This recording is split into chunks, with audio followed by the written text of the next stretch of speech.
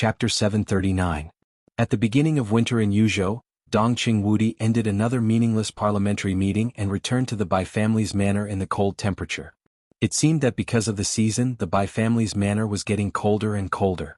The large manor looked luxurious, but it was almost desolate. As the speaker of Yuzhou, Bai Zhanfeng rarely lived in the manor.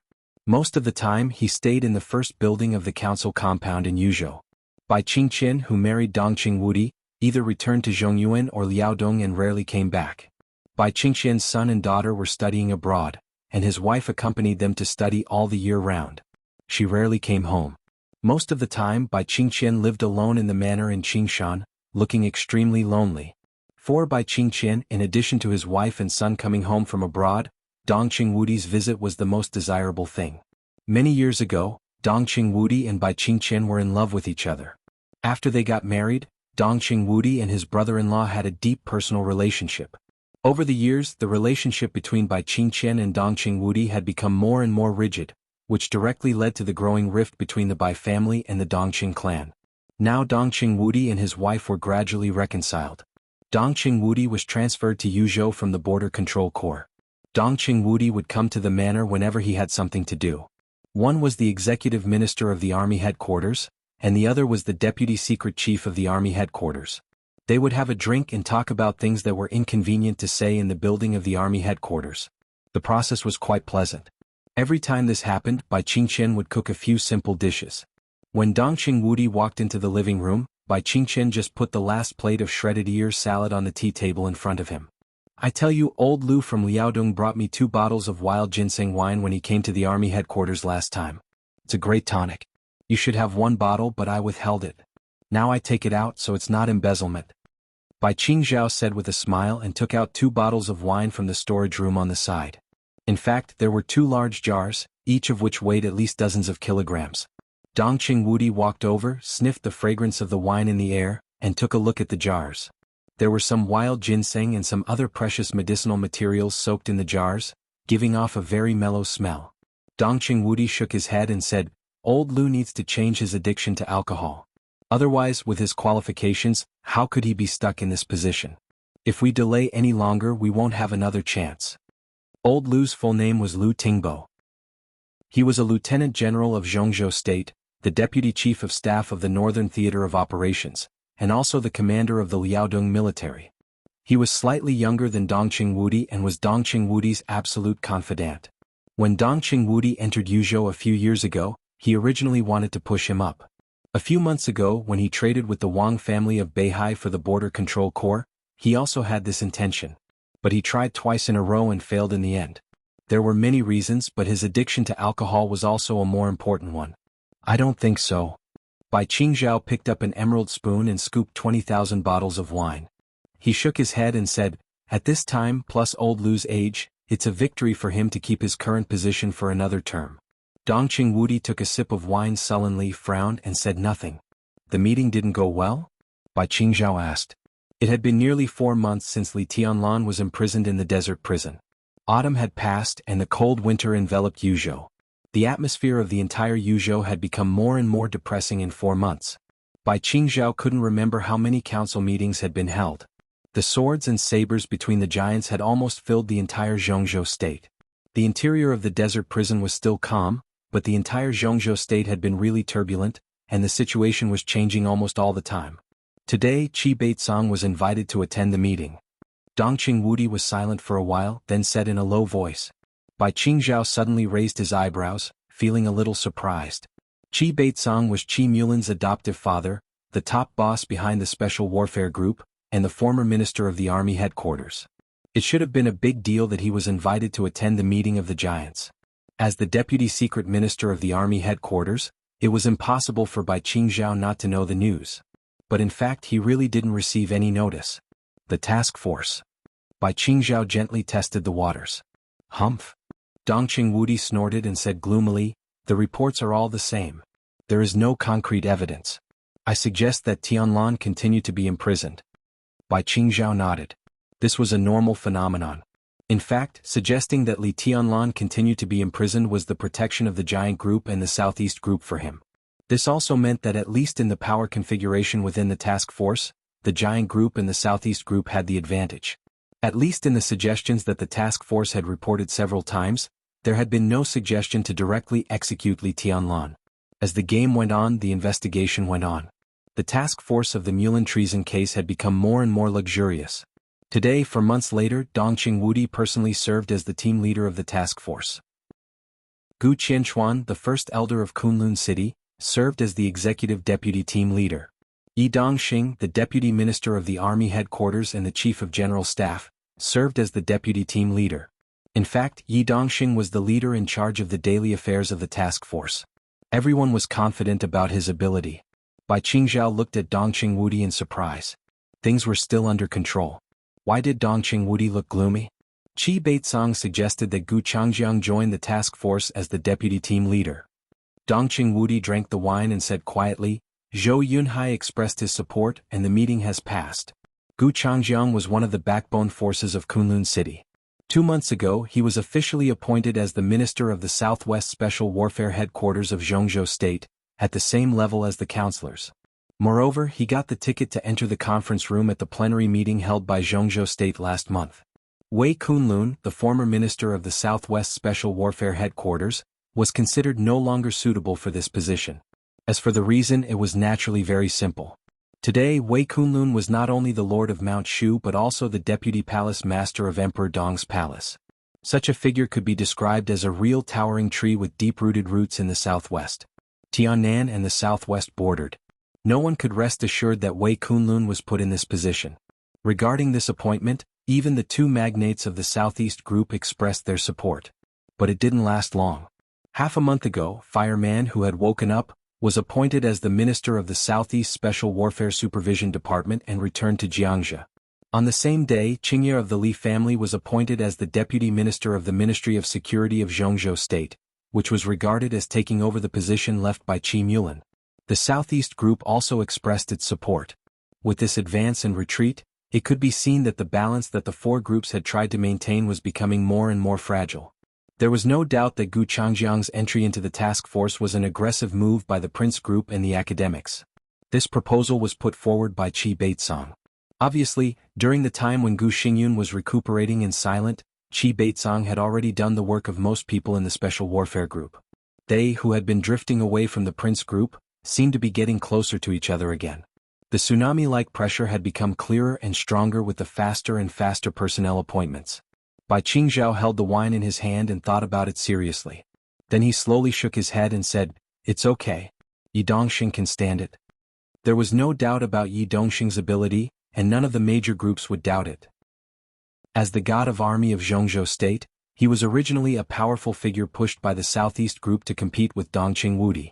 At the most intense moment of the competition between the two, Yi Dongxing's voice and recognition at the top were no worse than Dongqing Wudi's. A few years ago, if the giant group and the academics hadn't cooperated too firmly, even if Dongqing Wudi could take the position, the process would not be as simple as it was now. In order to stop Yi Dongxing, the giant group was destined to pay more. Judging from the current situation, Dongqing Wudi was in the prime of his life, and the possibility of Yi Dongxing going further was not very big. If there was no accident, the next giant candidates pushed by the Southeast Group should be Speaker Wen Xiyuan of Beihai and Speaker Wang Qinglei of Wuxia. But it was basically no problem for Yi Dongxing to continue to stay in this sensitive position for 1 or even 2 terms. How could such a figure, a reckless man like Gu Changjiang, have any influence on him? Dongqing Wudi gritted his teeth and snorted. He seemed to want to get angry, but in the end he became a little helpless.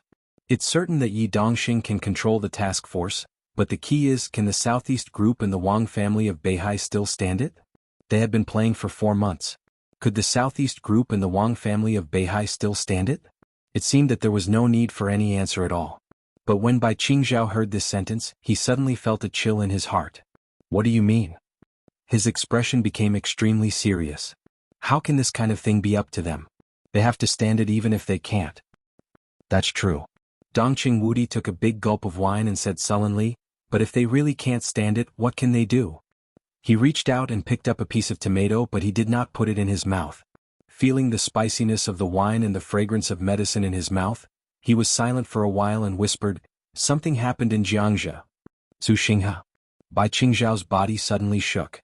Dongqing Wudi smiled bitterly and did not speak. Bai Qingzhao's face was a little uncertain. 3 months ago, the fall of Chang Wanxing, the deputy governor of Beihai province, marked the official attack of Jianghu state on Beihai, but no one took it seriously. Chang Wanxing fell and was taken away by the supervisory department of Beihai, which meant that the Wang family of Beihai still firmly controlled Beihai. Besides, Chang Wanxing was not a councillor of Beihai. He ranked low in the provincial government and could not be ignored, but it was not too important. 2 months ago, the Ministry of Personnel and the Supervisory Department of Jianghu State received a real-name report from Jiangnan. Then the 2 major departments sent an inspection team to Jiangnan, the core position of the Southeast Group. Then a storm brewed in Jiangnan. In more than a month, the storm had become bigger and bigger. At present, more than 20 officials in Jiangnan had been involved.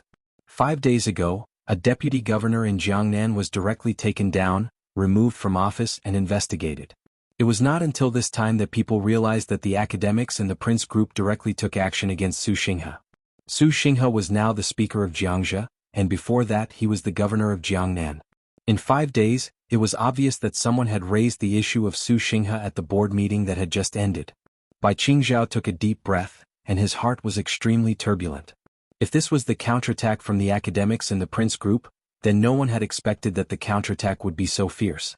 They directly took action against the speaker of the province. Jianghu state had a territory of tens of millions of square kilometers and a population of more than 1 billion, but there were less than 40 speakers of the province. They were the real border conquerors, and they were also the most valued position by the parliament and the major groups. Even in the province, the weight of the governor was far less than that of the speaker. Such a position had always been the position that the major groups had fought for with all their might. Another meaning of fighting for it with all their might was naturally to protect it with all their might. The game had just begun, but they directly took action against such a figure, which meant that the game had entered a white-hot stage, and the danger had almost rushed directly to everyone's face with cold killing intent. Could the Southeast Group withstand it? The Southeast Group and the Giant Group were in the honeymoon period of cooperation. What should the Giant Group's attitude be on this matter? Bai Qingzhao thought about it and suddenly froze. He glanced at Dongqing Wudi. Dongqing Wudi was also looking at him and his eyes were extremely deep. Bai Qingzhao realized the key to this matter. How should the Giant Group take a stand on this matter? Obviously, the cause of this game was Li Tianlan's killing of Qi Mulan's family. Because of the special relationship with Tiannan, whether intentionally or unintentionally, Li Tianlan had become the heart of this game. The academics and the Prince Group both hoped to use Li Tianlan to establish their power and disintegrate Beihai province more smoothly. As long as they took down Li Tianlan, the parliament might find a reason to take down the speaker of Beihai. This touched the bottom line of the Wang family of Beihai. The speaker of Beihai had always been directly appointed by Mount Dibing. That was why the Giant Group and the Wang family of Beihai had joined hands. But now the academics and the Giant Group had temporarily suppressed the matter of Li Tianlan and did not take a stand. Instead, they bypassed this matter and directly took action against Su Xinghe. What about the Giant Group? Support the Southeast Group? This matter, at least on the surface, had nothing to do with Li Tianlan. Once Dongqing Wudi came forward to support it, it meant that the two sides would join hands in more fields. This also meant that in the next game against the Wang family of Beihai, the Giant Group had already stood on the side of the Wang family of Beihai, so it would face more pressure from the parliament. This was undoubtedly the situation that the entire Giant Group did not want to see.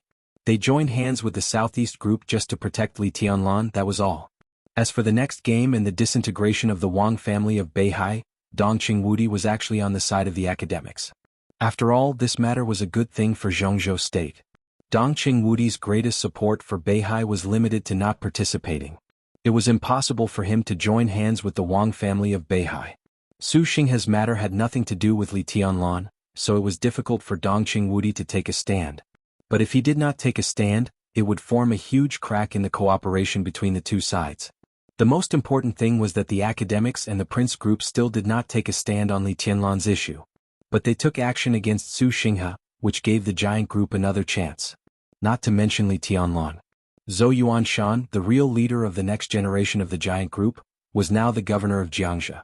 If Su Xinghe fell, Zhou Yuanshan was likely to be the biggest beneficiary. And the key to this matter seemed to lie in how the Giant Group would choose. It's a dilemma. Bai Qingzhao glanced at Dongqing Wudi and suddenly asked, "What did Senior Zhou say?" Zhou Mulan was now also one of the directors. As the leader of the giant group and Dongqing Wudi's predecessor, the opinion of Zhou Mulin, who was about to retire, was undoubtedly crucial. He didn't say anything. Dongqing Wudi shook his head and frowned more tightly.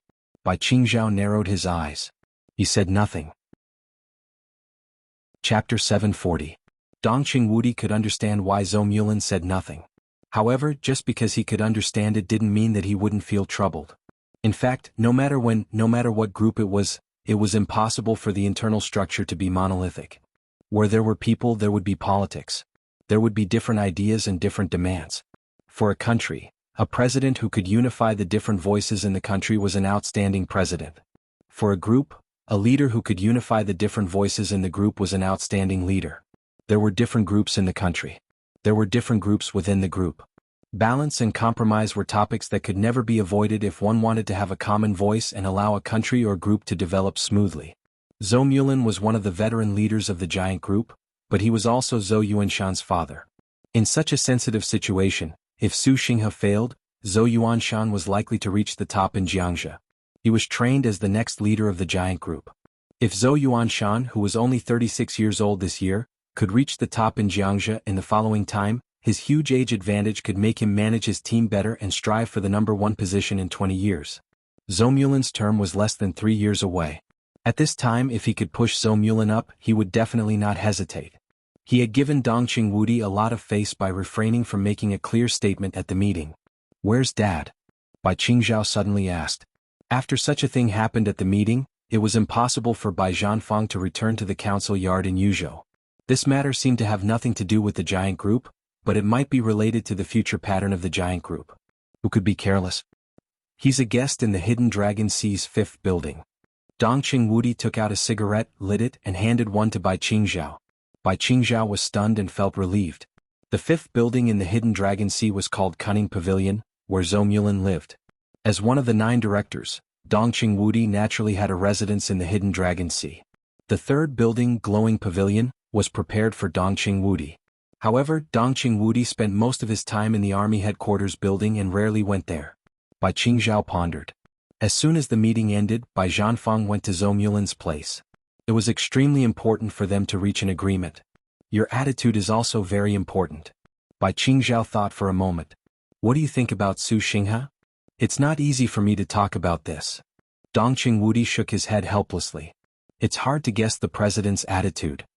If you don't speak, then the Southeast group, there will be problems. But if it's just once, it's not a big problem. As you said, the Wang family of Beihai has no way out. If they can't stand it, they have to stand it. I'm silent this time. Even if the Wang family of Beihai is dissatisfied, they won't say much. But the problem is, what about the future? Now they had bypassed the problem of Tianlan and started to attack the Southeast group. Su Xinghe was the first one. Who knew who the second one would be? If we continue to remain silent, then what is the so-called cooperation?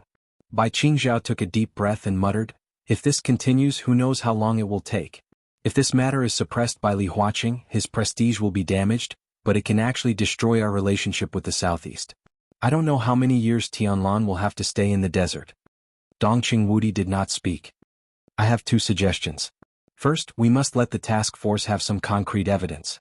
Secondly, we have to find a way to test the president's attitude. He has the involvement of the academics, and they are plotting something big in this matter.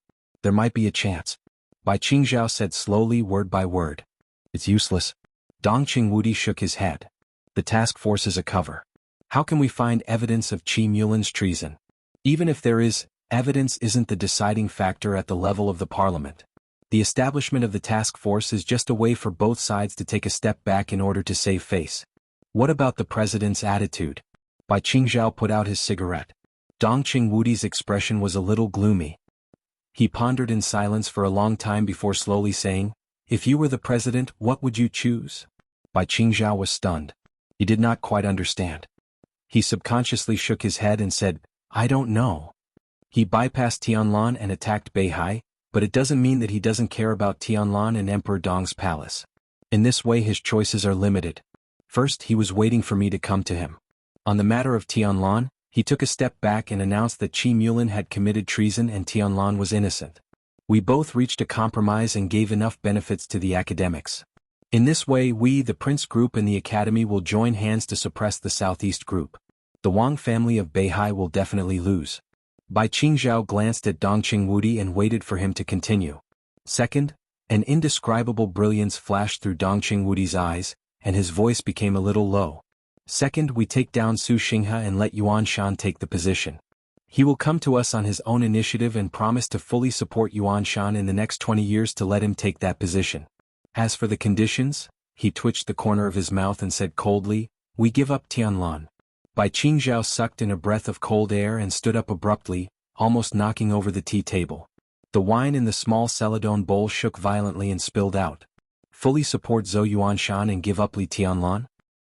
Li Huaqing's choice was infinitely magnified in Bai Qingzhao's mind in an instant. If he chose this proposal he would not talk to Dongqing Wudi at all. He would go directly to Zhou Mulin. Zhou Mulin originally wanted to support Li Tianlan, but obviously he was more willing to support his son. If Li Huaqing promised to support Zhou Yuanshan and asked Zhou Mulin to give up Li Tianlan, in Zhou Mulin's eyes, Li Tianlan would become a stumbling block for Zhou Yuanshan. What would he choose? Bai Qingzhao paced back and forth, suddenly turned around, gritted his teeth and said, why don't we just support Su Xinghe? Su Xinghe didn't stand upright and was caught by others. How can we support him? He will definitely leave Jianghu. It's just a matter of time. If we support Su Xinghe, Yuanshan definitely can't go up. The new speaker of Jianghu won't even be from the southeast. Once the people from the Academy or the Prince Group go to Jianghu, the situation in Jianghu will be more complicated. If something goes wrong in Jianghu, Ning Qianxing can't do anything alone in Tiannan. If we want to survive, we can only deepen the cooperation with the Southeast Group, which means that we have to play with the Prince Group and the academics for Beihai. If we lose, what's the benefit if we win? Dongqing Wudi's voice became more and more dull. Bai Qingzhao stopped talking. In the fight within the rules there would always be some traps. Although he knew it was a trap, he had to get caught in it and couldn't find any way out. At this time, compromise and concession were the only things he could do in the trap. But the key was that in this trap, the giant group didn't even have many choices to compromise. As for giving up Li Tianlan, there was no option. Without this option, the giant group was now trapped. Bai Qingzhao really didn't expect that the counterattack of the academics and the Prince Group would be so fierce. This time the giant group was almost pushed to the corner. Damn it, this move is really vicious. Bai Qingzhao gritted his teeth and couldn't help but swear. Not really. I just took advantage of the situation. Dongqing Wudi waved his hand. At first, they didn't expect that we would cooperate with the Southeast Group so quickly, so they set up the task force and sent Tianlan to the desert. Now they come back to their senses and make a move. Naturally they are well prepared. Su Xinghe is difficult. Is there no way at all? Bai Qingzhao didn't want to give up. No. Dongqing Wudi shook his head. He suddenly hesitated and said, there is no effective way, but there are some things that we can try. Where is the entry point? Bai Qingzhao asked. It's on the president. Dongqing Wudi took a deep breath and suddenly said, I'm going to inspect the Beihai Corps in the near future. It's time to have a good talk with Summer Solstice. If the Wang family of Beihai can put down its pride, this matter may turn around. I still don't quite understand. Bai Qingzhao's eyes were a little blank. The president. Dongqing Wudi said slowly, he doesn't have much time. Bai Qingzhao lowered his head and thought for a long time. Then he said with some uncertainty, you mean you want to support the president? No, it's not the right time. It's too early. It's not too early. An old voice suddenly sounded at the door. Bai Zhanfeng, the chairman of Yuzhou, walked in and said blandly, the matter about Su Xinghe won't come to a conclusion in a short time. If we can delay this period of time, we can almost take action. Dad. Bai Qingzhao and Dongqing Wudi stood up at the same time. Bai Zhanfeng waved his hand and motioned for them to sit down. In terms of position, Dongqing Wudi was a director and could be said to be the leader of Bai Zhanfeng, a member of parliament. But at home, as a father-in-law, Bai Zhanfeng was naturally the most powerful. Invincible is the right idea. Bai Zhanfeng said slowly, in this regard, Qingzhao is still a little worse. No matter how many times I say it, he is still a little worse. It's a matter of structure. In this regard, even Yuanshan is much better than you. Bai Qingzhao coughed dryly and felt a little embarrassed. He was now a general of Zhongzhou State and the deputy secretary general of the army headquarters. But at home he was the father. Bai Zhanfeng had always said that he was not good at structure and was even inferior to his sister Bai Qingqian. He had heard this many times. The opponent's move this time is very powerful. If you can't resist it, don't resist it. It's better to see what you can do to fight back. Bai Zhanfang took a sip of wine and sighed. In any case, in politics, the initiative is the most important. You can't be led by the nose. That way you can't achieve anything. They want to deal with the Southeast Group and Tianlan. If you can't stop them, let them do it. If you can't stop them, don't do it. The best way is for them to fight their own battles and we will fight ours.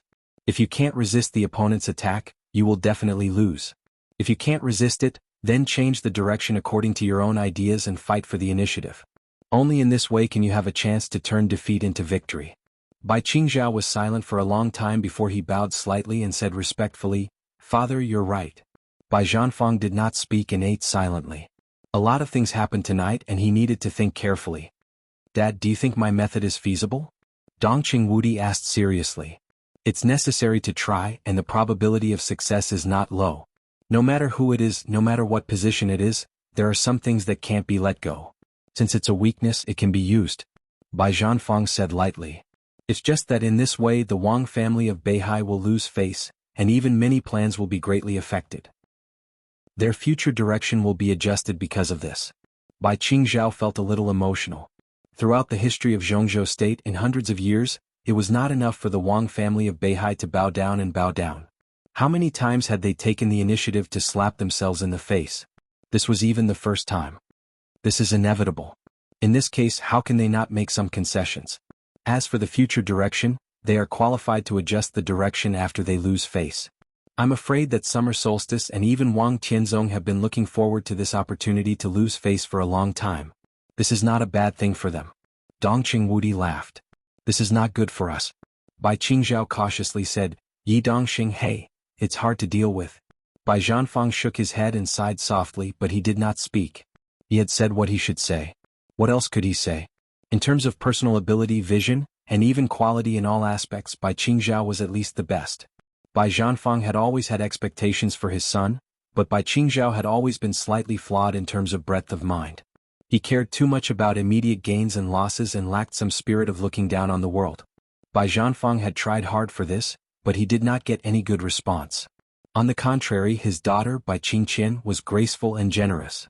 Although she was a woman, Bai Zhanfang was very satisfied with her, which could barely make up for his regret. "Yuanshan did a good job tonight." Bai Zhanfang was silent for a while and spoke softly, with undisguised appreciation in his tone. "Yuanshan?" Dongqing Wudi was stunned. "Did he come to Yuzhou?" "No, but he called the Hidden Dragon Sea directly. I guess he will call you soon." Bai Zhanfang laughed softly, and the appreciation in his eyes became more and more obvious. Soon after the meeting, Zhou Yuanshan called Zhou Mulin directly and explained some of his views in detail on the phone. Between father and son, there were many thorough words. He was Zhou Mulin's son, and he did his father's ideological work for his own future. His identity was more useful than anyone else. The phone call lasted for nearly 40 minutes. Bai Zhanfang had been waiting on the side. It could be seen that Zhou Mulin was greatly touched. After hanging up the phone, he naturally told Bai Zhanfang what to say. Zhou Yuanshan's second call was to Ji Wenzhang, a counselor of Zhongzhou State and the minister of the Ministry of Supervision. In the face of the leader of the Wang family of Beihai, Zhou Yuanshan, as the governor of Jianghu, was not polite at all. He might not be furious, but his words were extremely fierce. On the phone, he even asked whether the parliament believed in Jianghu or not. Ji Wenzhang was directly contradicted, but he was not unhappy at all. Zhou Yuanshan's attitude was undoubtedly what he needed most. The problem in Jiangnan was getting bigger and bigger. There were already voices in the Ministry of Supervision that an inspection team would be sent to Jianghu. Zhou Yuanshan's call could be said to have helped him a lot and relieved his pressure to a considerable extent. Zhou Yuanshan's third call was directly to President Li Huaqing. He said openly and secretly that Jianghu needed stability. He was the successor of the giant group. At this time, his attitude of protecting Su Xinghe was extremely clear and firm. Such a move had too many unusual meanings, especially when the relationship between Zhou Yuanshan and Su Xinghe was not harmonious. Zhou Yuanshan's righteous words, regardless of the immediate gains and losses, were bound to be unanimously recognized by a considerable part of the Southeast Group's forces. After Ji Wenzhang hung up the phone, he called Zhou Mulin and praised Zhou Yuanshan greatly. It could also be seen that the Southeast Group's attitude toward Zhou Yuanshan's call could also be seen. Bai Zhanfang smiled. At this point in time, there was still a long way to go before 20 years later. It was too early to say that there would be a struggle between the giants in the future, and even earlier to say that there would be a presidential struggle in the future.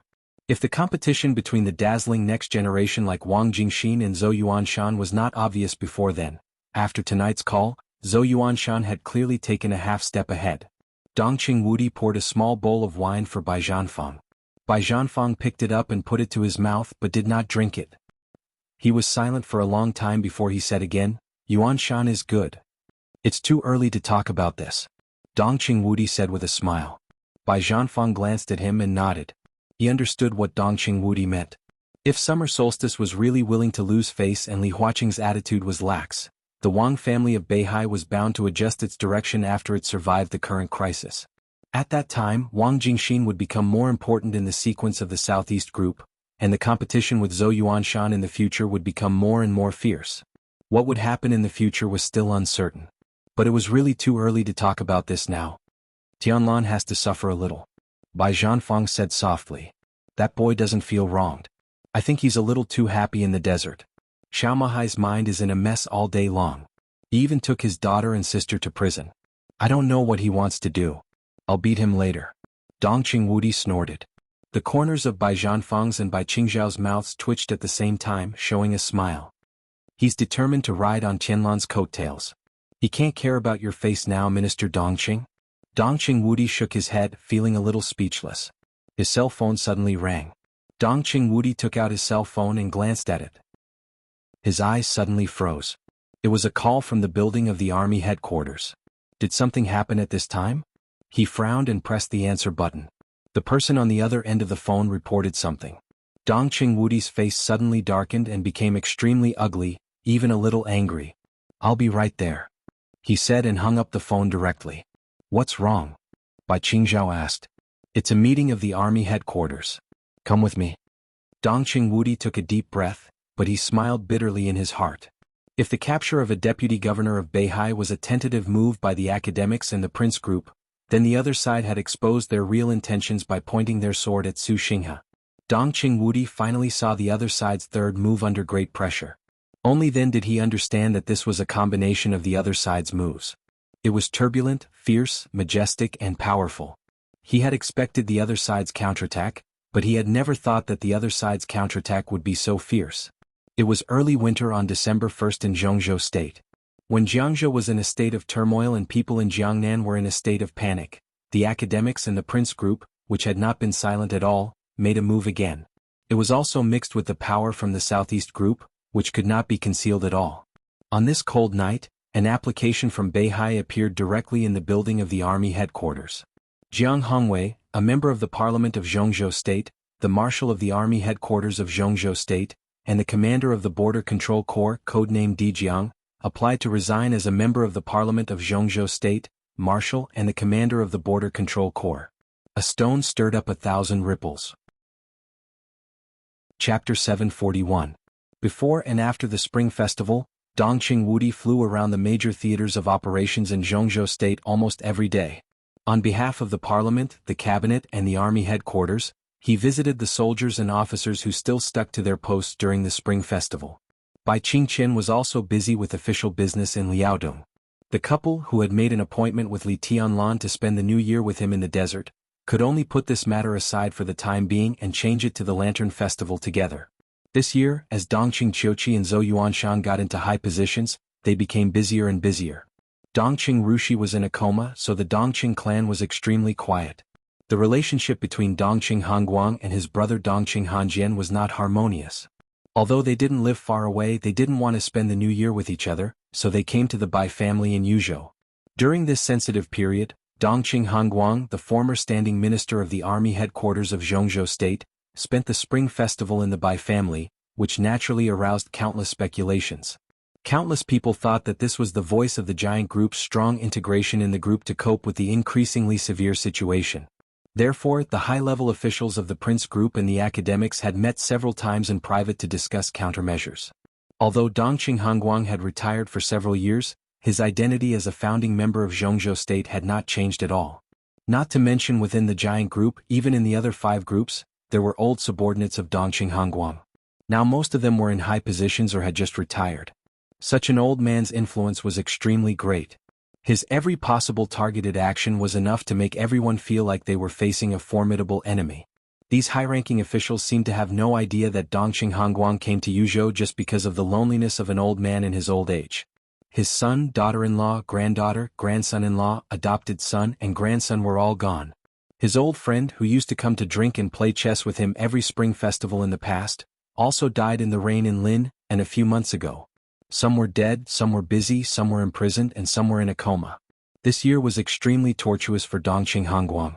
Because of his internal distress, the old man who was once all-powerful on the highest stage of Jianghu state, almost became much older in the shortest time. It seemed that only when he came to Yuzhou and faced Bai Zhanfang, an old friend who should have retired long ago but was still strong, could he calm down a little. The 14th day of the first month. In the afternoon. Dongqing Hongguang and Bai Zhanfang sat in the pavilion of the manor, silently looking at the chessboard in front of them, lost in thought. Invincible can't come? Woody can't come? Yeah, he said that he's a little busy and something came up at the last minute. He just came out of the Eastern War Zone, and he's going to return to the Chinese server. Qing Qian is already waiting for him there. Dongqing Hongguang's tone was a little low. Tonight's dinner is just us two old guys again. Dongqing Hongguang said in a low. Bai Zhanfang shook his head helplessly. Dongqing Hongguang had made it clear that Bai Qingqian was waiting for him in Zhongyuan, which meant that Bai Qingqian would not come back until Dongqing Wudi came back. Dongqing Hongguang's eyes flashed and he said thoughtfully, Wudi is going to Hanggu Pass, Hof Wudi Festival Pass. There was a flash of surprise in Bai Zhanfang's eyes. As the largest military family in Jianghu state, Dongqing Wudi had a classified weapons research institute near Hanggu Pass. Bai Zhanfang knew this very well. Moreover, Dongqing Wujin, the leader in the field of individual weapons and metal alloys in China, almost stayed in that weapons research institute all the time. The falling stars that Li Tianlan had used were also made by Dongqing Wujin. If that's the case, Endless has made a new discovery? But it's not right. Qing Qian won't follow him. So this new discovery probably has nothing to do with Zhongzhou state. Dongqing Hongguang narrowed his eyes. He remembered about half a year ago. At that time, Li Tianlan was put in the desert prison. Dongqing Wudi took the Xian Yuan sword out of the prison and gave it to Qin Weibai. At that time, Qin Weibai hadn't gone abroad yet. She went directly from Yuzhou to Zhongzhou and asked Dongqing Hongguang to meet Dongqing Wujing. That day Qin Weibai took a few boxes with her. Dongqing Hongguang didn't know what she said to Dongqing Wujin, but when she left, the boxes in her hands were gone. After that, Dongqing Wujin went directly to the Military Research Institute near Hanggu Pass and there was no news from him until now. He thought silently, picked up a chess piece and said slowly, it should be a good thing. Bai Zhanfang thought for a moment, nodded seriously and put down the chess piece in his hand. I won. Dongqing Hongguang looked down at it. The black and white intertwined on the dense chessboard had long become an extremely complex pattern. As Bai Zhanfang put down the chess piece, the 5 white characters on the chessboard had been slanted into a line. Good move. Dongqing Hongguang thought for a long time, then nodded and said, let's start again. When the plane landed in the Secret Research Institute near Hanggu Pass, night had fallen. A black car with a local license plate was parked next to the helicopter. Bai Qingqian stood in front of the car, smiling at Dongqing Wudi who walked out of the cabin. Her eyes were gentle and quiet. It took a long time for the Eastern Theater of Operations. I'm late. Dongqing Wudi held his wife's hand. In the cold weather, her palm was a little cold. It's okay. I just arrived. Bai Qingqian said softly, why did Big Brother call us here? He just said that there was something very important about Tianlan. It should be about the Shenyuan sword. Dongqing Wudi didn't delay anything. He took Bai Qingqian to the gate of the base. A few months ago, I gave the Shenyuan sword to Qin Weibai, and Qin Weibai gave it to Big Brother. Today Big Brother called us here. Did you make any progress? Why did you give the Shenyuan sword to Big Brother? Bai Qingqian was a little curious. I don't know. Dongqing Wudi shook his head. Since then, Big Brother has been staying here, cutting off contact with the outside world. It was not until a few hours ago that he contacted me for the first time. Under the night sky, a thin figure was standing in front of the door of a small villa that looked a little shabby. Seeing Dongqing Wudi and his wife coming over, he took a step forward, nodded and said somewhat dully, Wudi Qingqian, here you are. Big Brother. Dongqing Wudi nodded, his eyes a little strange. How did you end up like this? Dongqing Wujin smiled. In fact, although the relationship between Dongqing Hanguang and Dongqing Hanjian was tense, there was not much interest dispute. Dongqing Hanjian looked down on Dongqing Hanguang, but Dongqing Hanjian was very good to Dongqing Wudi. Therefore, the relationship between the two old men's descendants was very strong, and there was nothing strange about it. Hey! Dongqing Wujin smiled, a little complacent. In a few months he seemed to have lost a lot of weight. He used to be a serious scholar, but now he was dirty all over. His beard seemed to have not been shaved for a long time, and he looked a little sloppy. But an unprecedented spirit gathered in his eyes, making him look extremely excited. Come with me. Dongqing Wujin directly grabbed Dongqing Wudi's arm and dragged him inside. As he walked he said, I'll show you something incredible. Dongqing Wudi was helplessly dragged away. Dongqing Wujin's speed was getting faster and faster. In desperation, Dongqing Wudi simply reached out and held Bai Qingqian's still light body in his arms. Bai Qingqian blushed and gently hammered Dongqing Wudi, but did not refute anything. Dongqing Wudi giggled and his eyes were a little dazed. Dongqing Wujin did not notice the abnormality behind him at all. He took the two of them into the elevator excitedly. It seemed that because he was too excited he entered the familiar password twice in a row. Dongqing Wudi was shocked. This secret research base could be said to be one of the most important bases of the Dongqing clan, and its security measures were extremely strict. Once the password was entered incorrectly for the third time, the elevator would self-destruct, and the whole base would explode at the same time. He did not want such an important base to be destroyed because of Dongqing Wujin's excitement. He quickly entered the password, then looked at Dongqing Wujin, who was so happy and unconscious, and asked helplessly, "Which floor?" "The second floor underground," Dongqing Wudi said with a smile. Dongqing Wudi pressed the button. As the elevator descended, he said helplessly, "What on earth can make you so excited?" Dongqing Wujin rubbed his hands and became more and more excited. "I successfully dismantled the murderous weapon and recorded most of its data." Murderous weapon?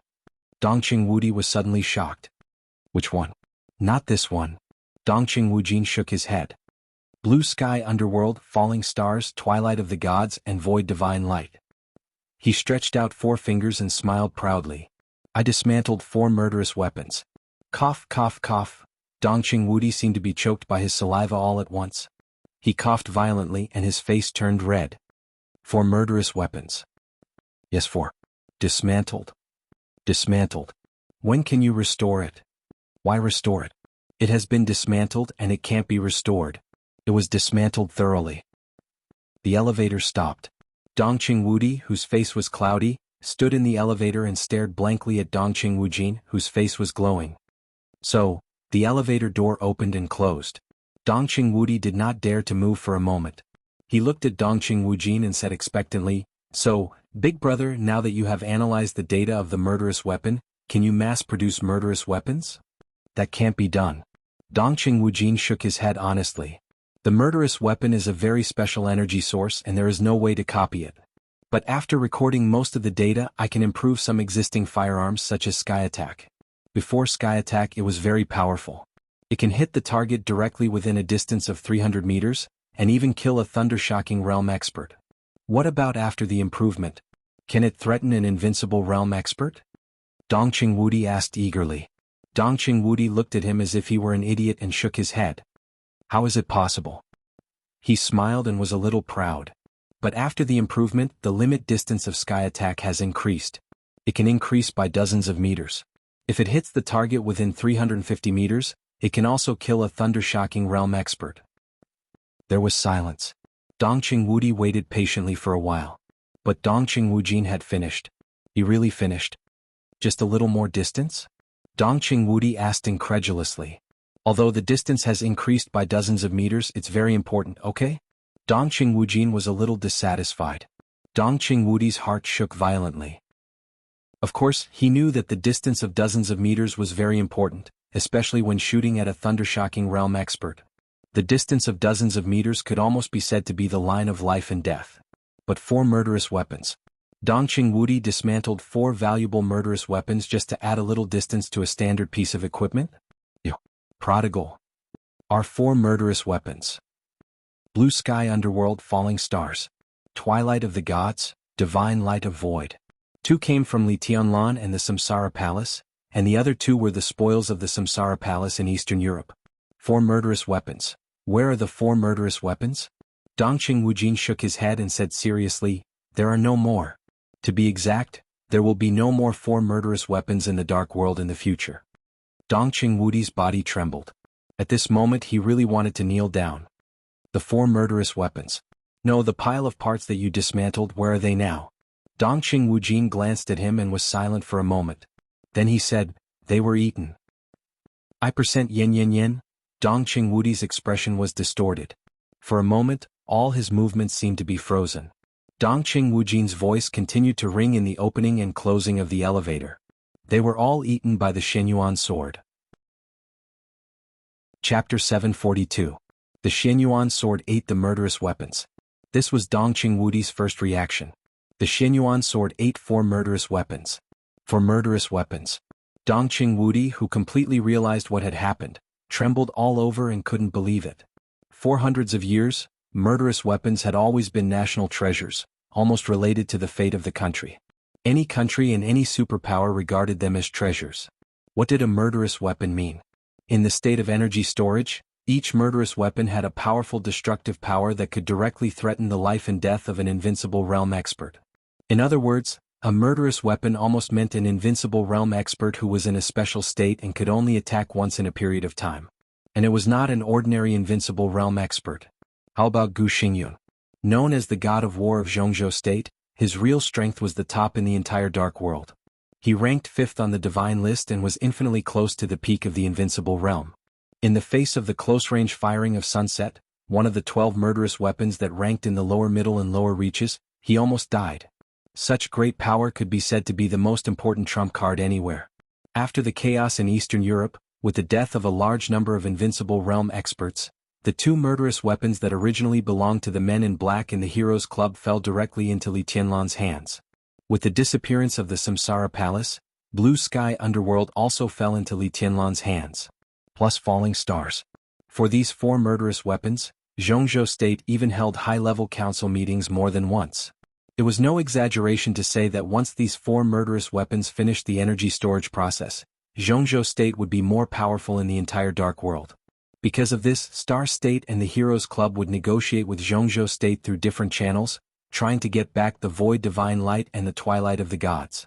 Of course they would not give them to him, but Jianghu state was still discussing how to use them. After Li Tianlan swept the entire Beihai province, the parliament seemed to suddenly realize that these were Li Tianlan's trophies, so the topic was temporarily suppressed. But after all, Li Tianlan was still a man of Jianghu state. The 4 murderous weapons were in his hands, which meant that they were in the hands of Jianghu state. But now, 4 murderous weapons. Were they eaten? Dongqing Wudi's heart collapsed, and the expression on his face suddenly became extremely complicated. He seemed to want to cry but also wanted to laugh. All kinds of emotions, such as heartache and confusion, emerged all at once. It was as if he had countless personalities in an instant.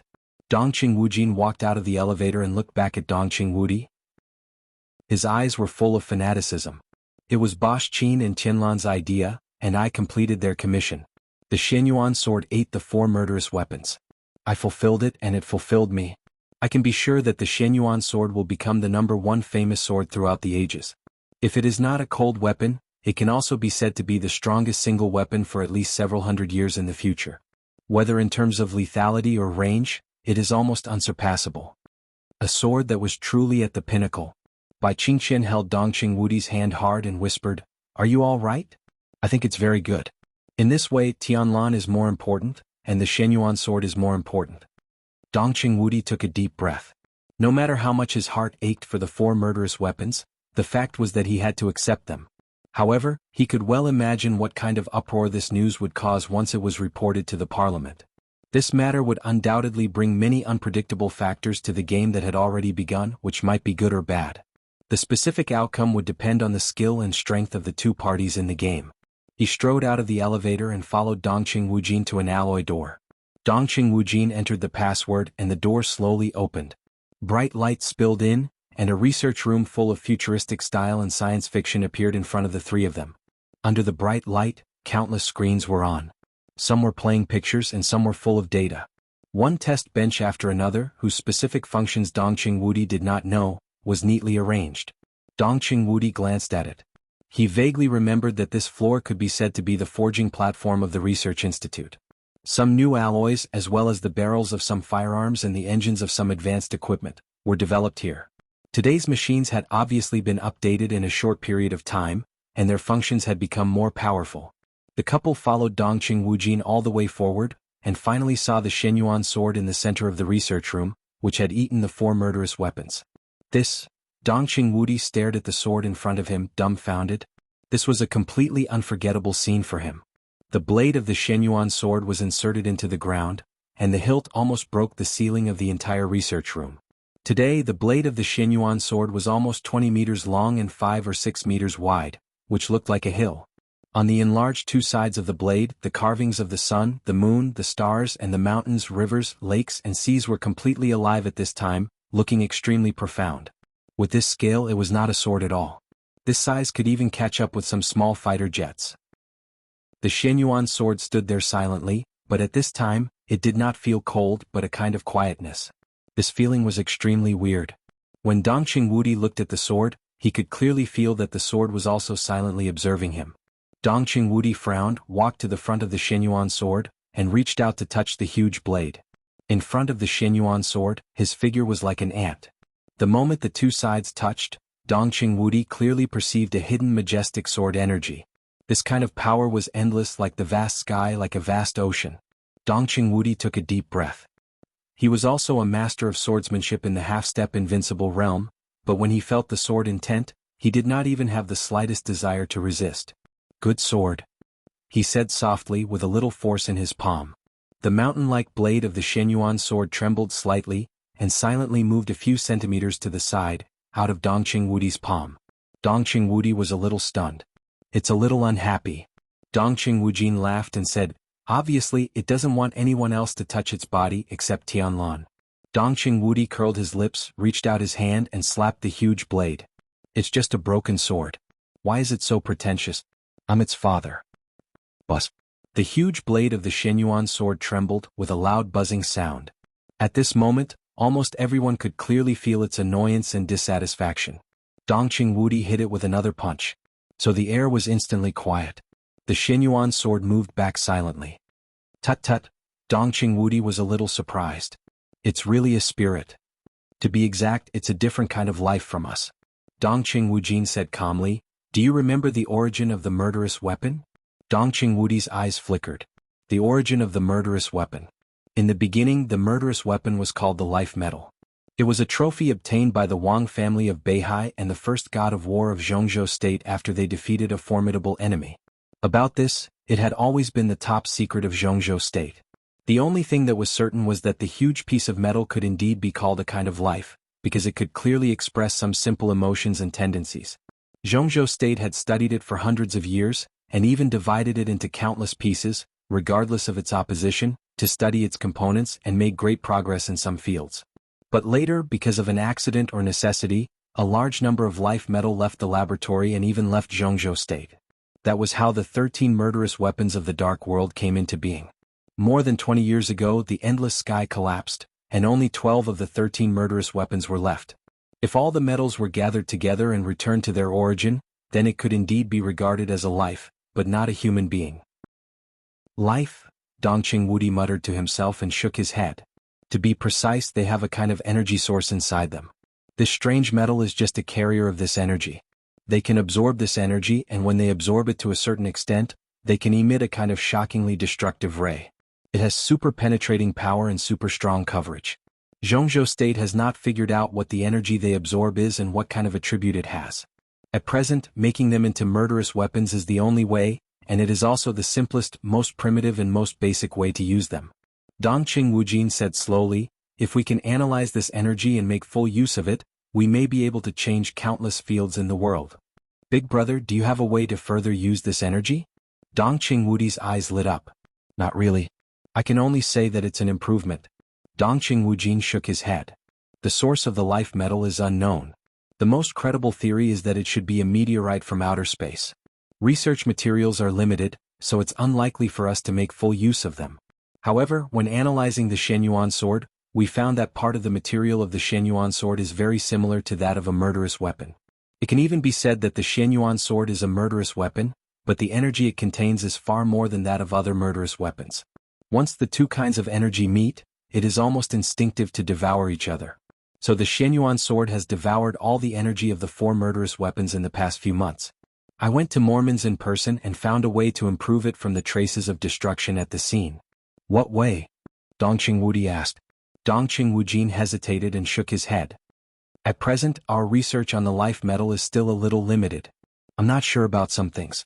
But judging from some traces of destruction at Mormon's, if the sword light at that time is regarded as a blow from a murderous weapon, then the power of that sword can be said to be several times that of an ordinary murderous weapon. It is said that the Shenyuan sword is the core of a sword formation. There are 13 floors and 13 swords. At present, I can't analyze the composition of the other 12 swords, but it is certain that if the 13 floors are regarded as a murderous weapon and that sword is regarded as a blow from a murderous weapon, then it will take at least more than 20 years to accumulate energy. I can't study all their secrets for the time being, so I can only make up for its shortcomings in another way. Dongqing Wudi looked at Dongqing Wujin with a serious look in his eyes. Dongqing Wujin nodded.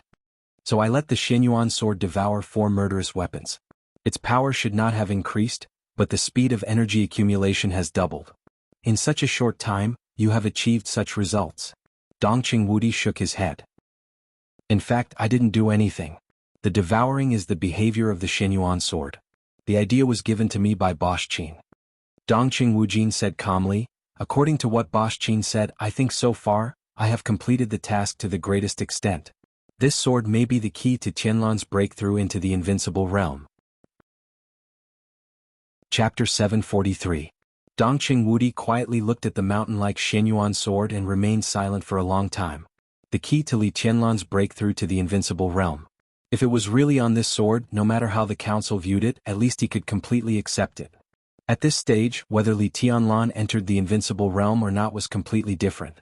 Judging from the strength he showed now, many people were speculating that as long as Li Tianlan entered the invincible realm, he might not need to stabilize his realm, and his combat capability could reach the peak of the invincible realm. The peak of the invincible realm. Today, in the whole world, there was no one at the peak of the invincible realm in a normal state. What this meant for Zhongzhou's state was self-evident. As for the 4 murderous weapons, it was not wrong or right to exchange 4 murderous weapons for the first divine sword throughout the ages. It was just a matter of choice. The huge body of Shenyuan sword trembled slightly. Dongqing Wudi glanced at Dongqing Wujin and said softly, "Can I take it to the desert now?" "Wait a little longer."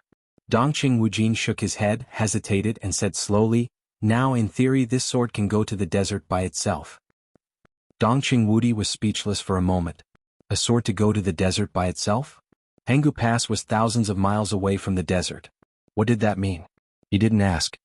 He just blinked and said slowly, "What are we waiting for?" "For the final fusion." Dongqing Wujin said calmly, "Shenyuan sword swallowed 4 murderous weapons, and the internal energy is a little conflicting. Look here." He turned and pointed to a huge screen beside him. Countless complex and fine lines appeared on the screen, and rows of data flashed up like running water, dazzling people. Dongqing Wudi and Bai Qingqian looked at it silently, as if they were reading a book from heaven. At present, the size of Shenyuan sword is its limit state. In the process of swallowing murderous weapons, this state is irreversible. Dongqing Wujin operated the instrument and showed a progress bar. The progress bar had reached 99.57%. Just a little bit more and it can completely merge with the murderous weapons. At that time, Shenyuan sword can return to its original state, 3 to 5 centimeters long. Then you can take it to the desert. The last point, will there be any accidents? Bai Qingqian suddenly felt a little nervous, and her dignified face was obviously concerned. "I won't." Dongqing Wujin said affirmatively, "All accidents have been ruled out. In the past few months, we have done a lot of experiments and calculations. This fusion is perfect. There will be no problems." The Shenyuan sword had begun to shrink. The progress bar, which had almost reached the end, moved forward bit by bit. The 3 of them stopped talking and waited in silence. Switzerland. Worry-free manner. Biology laboratory. My stats have reached the peak. I can now complete the final step of fusion and inject the body of the war god.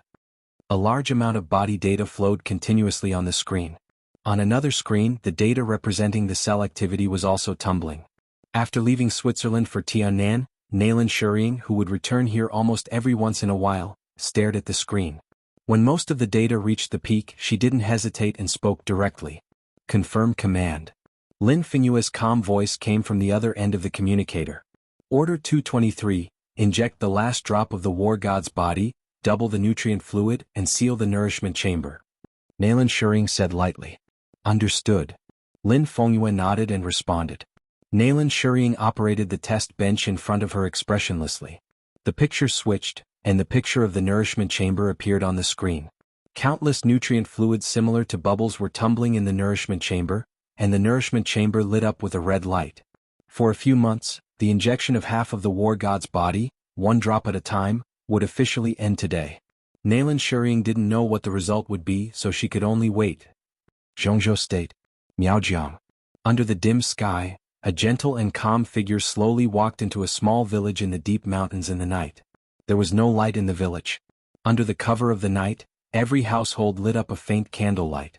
Several dark-skinned but extremely sturdy children were playing on the uneven streets. When they saw an outsider walking in, they all stopped curiously.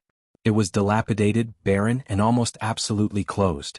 The outsider stood at the entrance of the village and looked around for a while, as if to make sure that he was not in the wrong place. An old man walked out of his house and saw a stranger standing at the entrance of the village. He was stunned and suddenly became a little vigilant. He took 2 steps forward and said warily in a dialect with a strong accent, "Who are you looking for?" In the night, the outsider's whole body was covered in a shabby coat from head to toe. When he heard the question, he put his palms together and bent down slightly.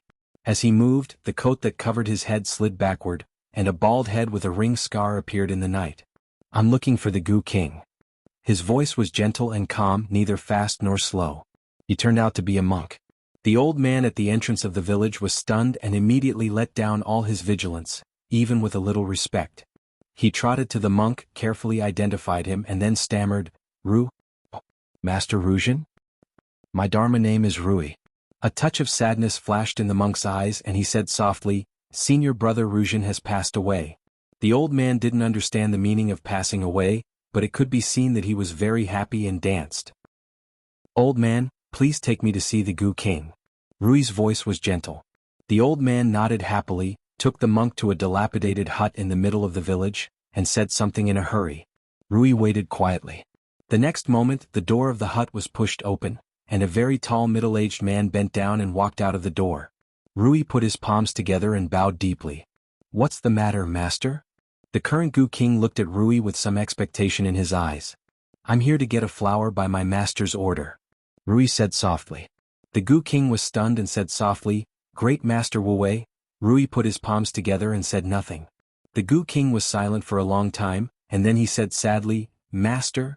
He shook his head hard, cheered himself up and said softly, "What flower did Master Rui come here to get?" "The fate of the mortal world." Rui's voice was calm. King of Venomous Worms' breathing became rapid. He looked at Rui seriously. He nodded and said solemnly, "Please?" Rui stepped into the hut. There was a small table in the center of the hut, and a clay pot was placed in the middle of the table. In the faint candlelight, a delicate tender branch was blooming in the clay pot, swaying slightly with the candlelight. "A few months ago this flower bloomed. I knew the master would come." "Master, you're late." The Gu King looked at the flower quietly, and his eyes were in a trance. Rui didn't say anything. A few months ago when the flower bloomed, it should be that eternal. The moment when Heng's sword illuminated the sky above Mormon's. It was also the moment when all the flowers in Mormon's manor fell. He looked at the flower and the candlelight illuminated his bald head, which was a little weird. "This belongs to Great Master Wu Wei. Master, please take it away." The Gu King continued to speak. Rui turned his head and looked at the Gu King seriously, saying softly, "Do you know what this means?" "Master, you said it back then, but I don't regret it." The Gu King shook his head with a smile. "The Miaojiang wizard clan was almost exterminated. If it weren't for you, we wouldn't have been able to keep this small village. I'm the Gu King and I'm also a sinner. This is my redemption. Master, I hope that when you take away the fate of the mortal world, you can also give our wizard clan a chance to survive." Rui nodded and said softly, "Don't worry, Gu King. There will be opportunities soon. They will live a good life in the future." The Gu King was silent for a moment, then walked over and carefully dug out the little flower. He said in a low voice, "That's the best." Jianghu State. Golden Autumn Pavilion, Hidden Dragon Sea.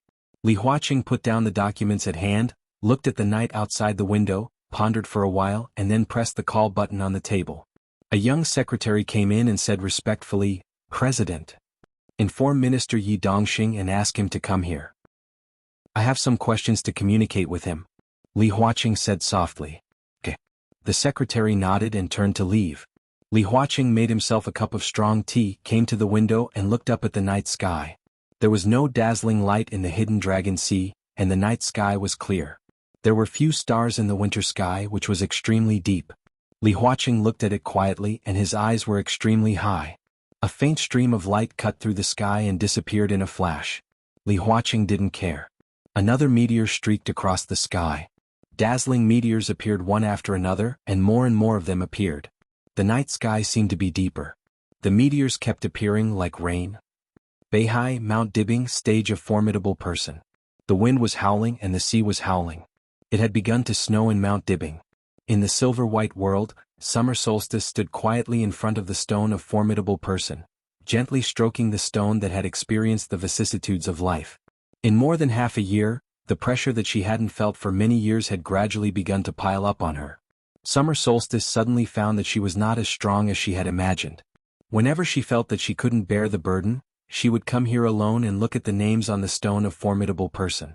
They were all the history of the Wang family of Beihai. There seemed to be a kind of power that could support her to go on. She finally understood why Wang Tianzong liked to come here.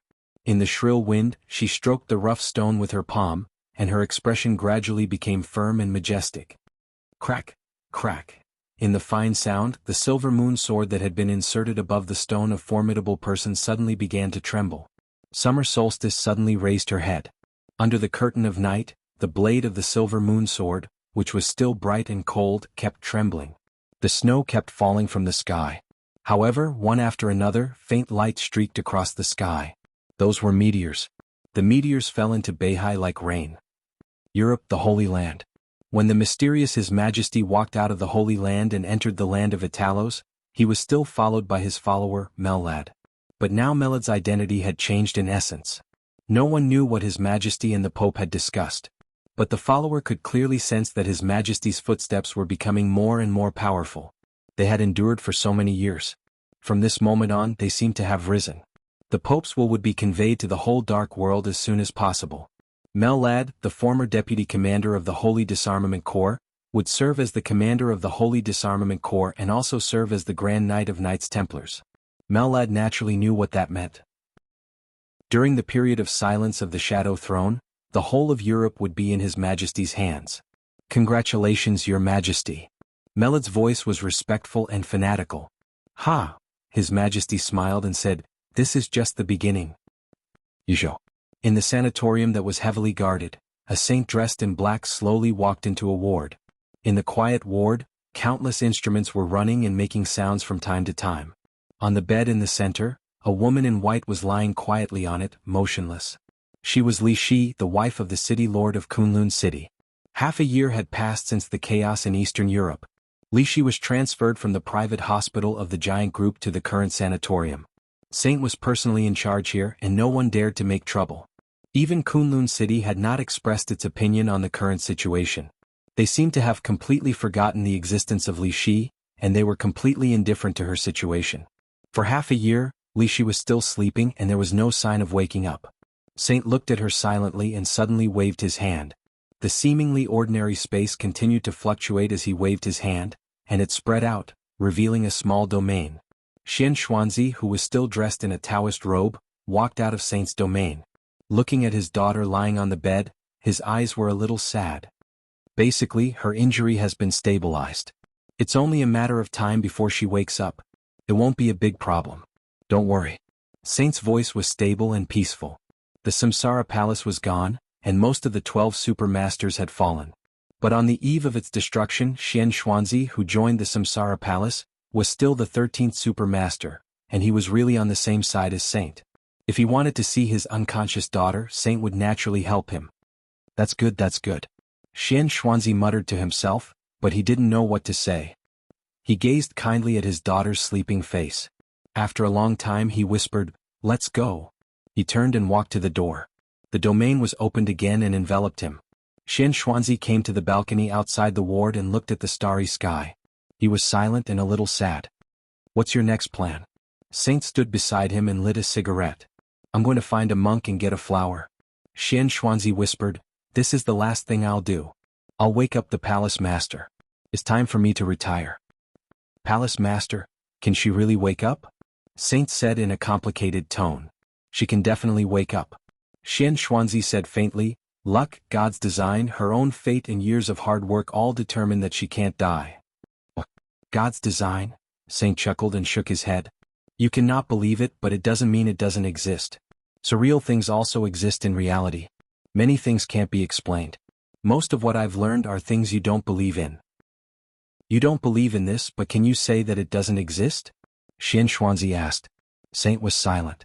There were too many things about metaphysics grandmasters like Great Master Wuwei and Xian Xuanzi that couldn't be explained. But it didn't mean that it didn't exist. For example, Li Tianlan's resurrection. "What is God's design?" Saint asked. Xian Xuanzi thought for a while and suddenly pointed to the sky. "Look, for example." He suddenly stopped breathing. Saint looked up at the sky and narrowed his eyes. The night sky seemed to suddenly become extremely gorgeous. Countless glimmers burned and fell from the sky, endless, spectacular and beautiful. "For example, what?" Saint looked at the meteor shower in the sky and asked slowly. Xian Xuanzi didn't speak.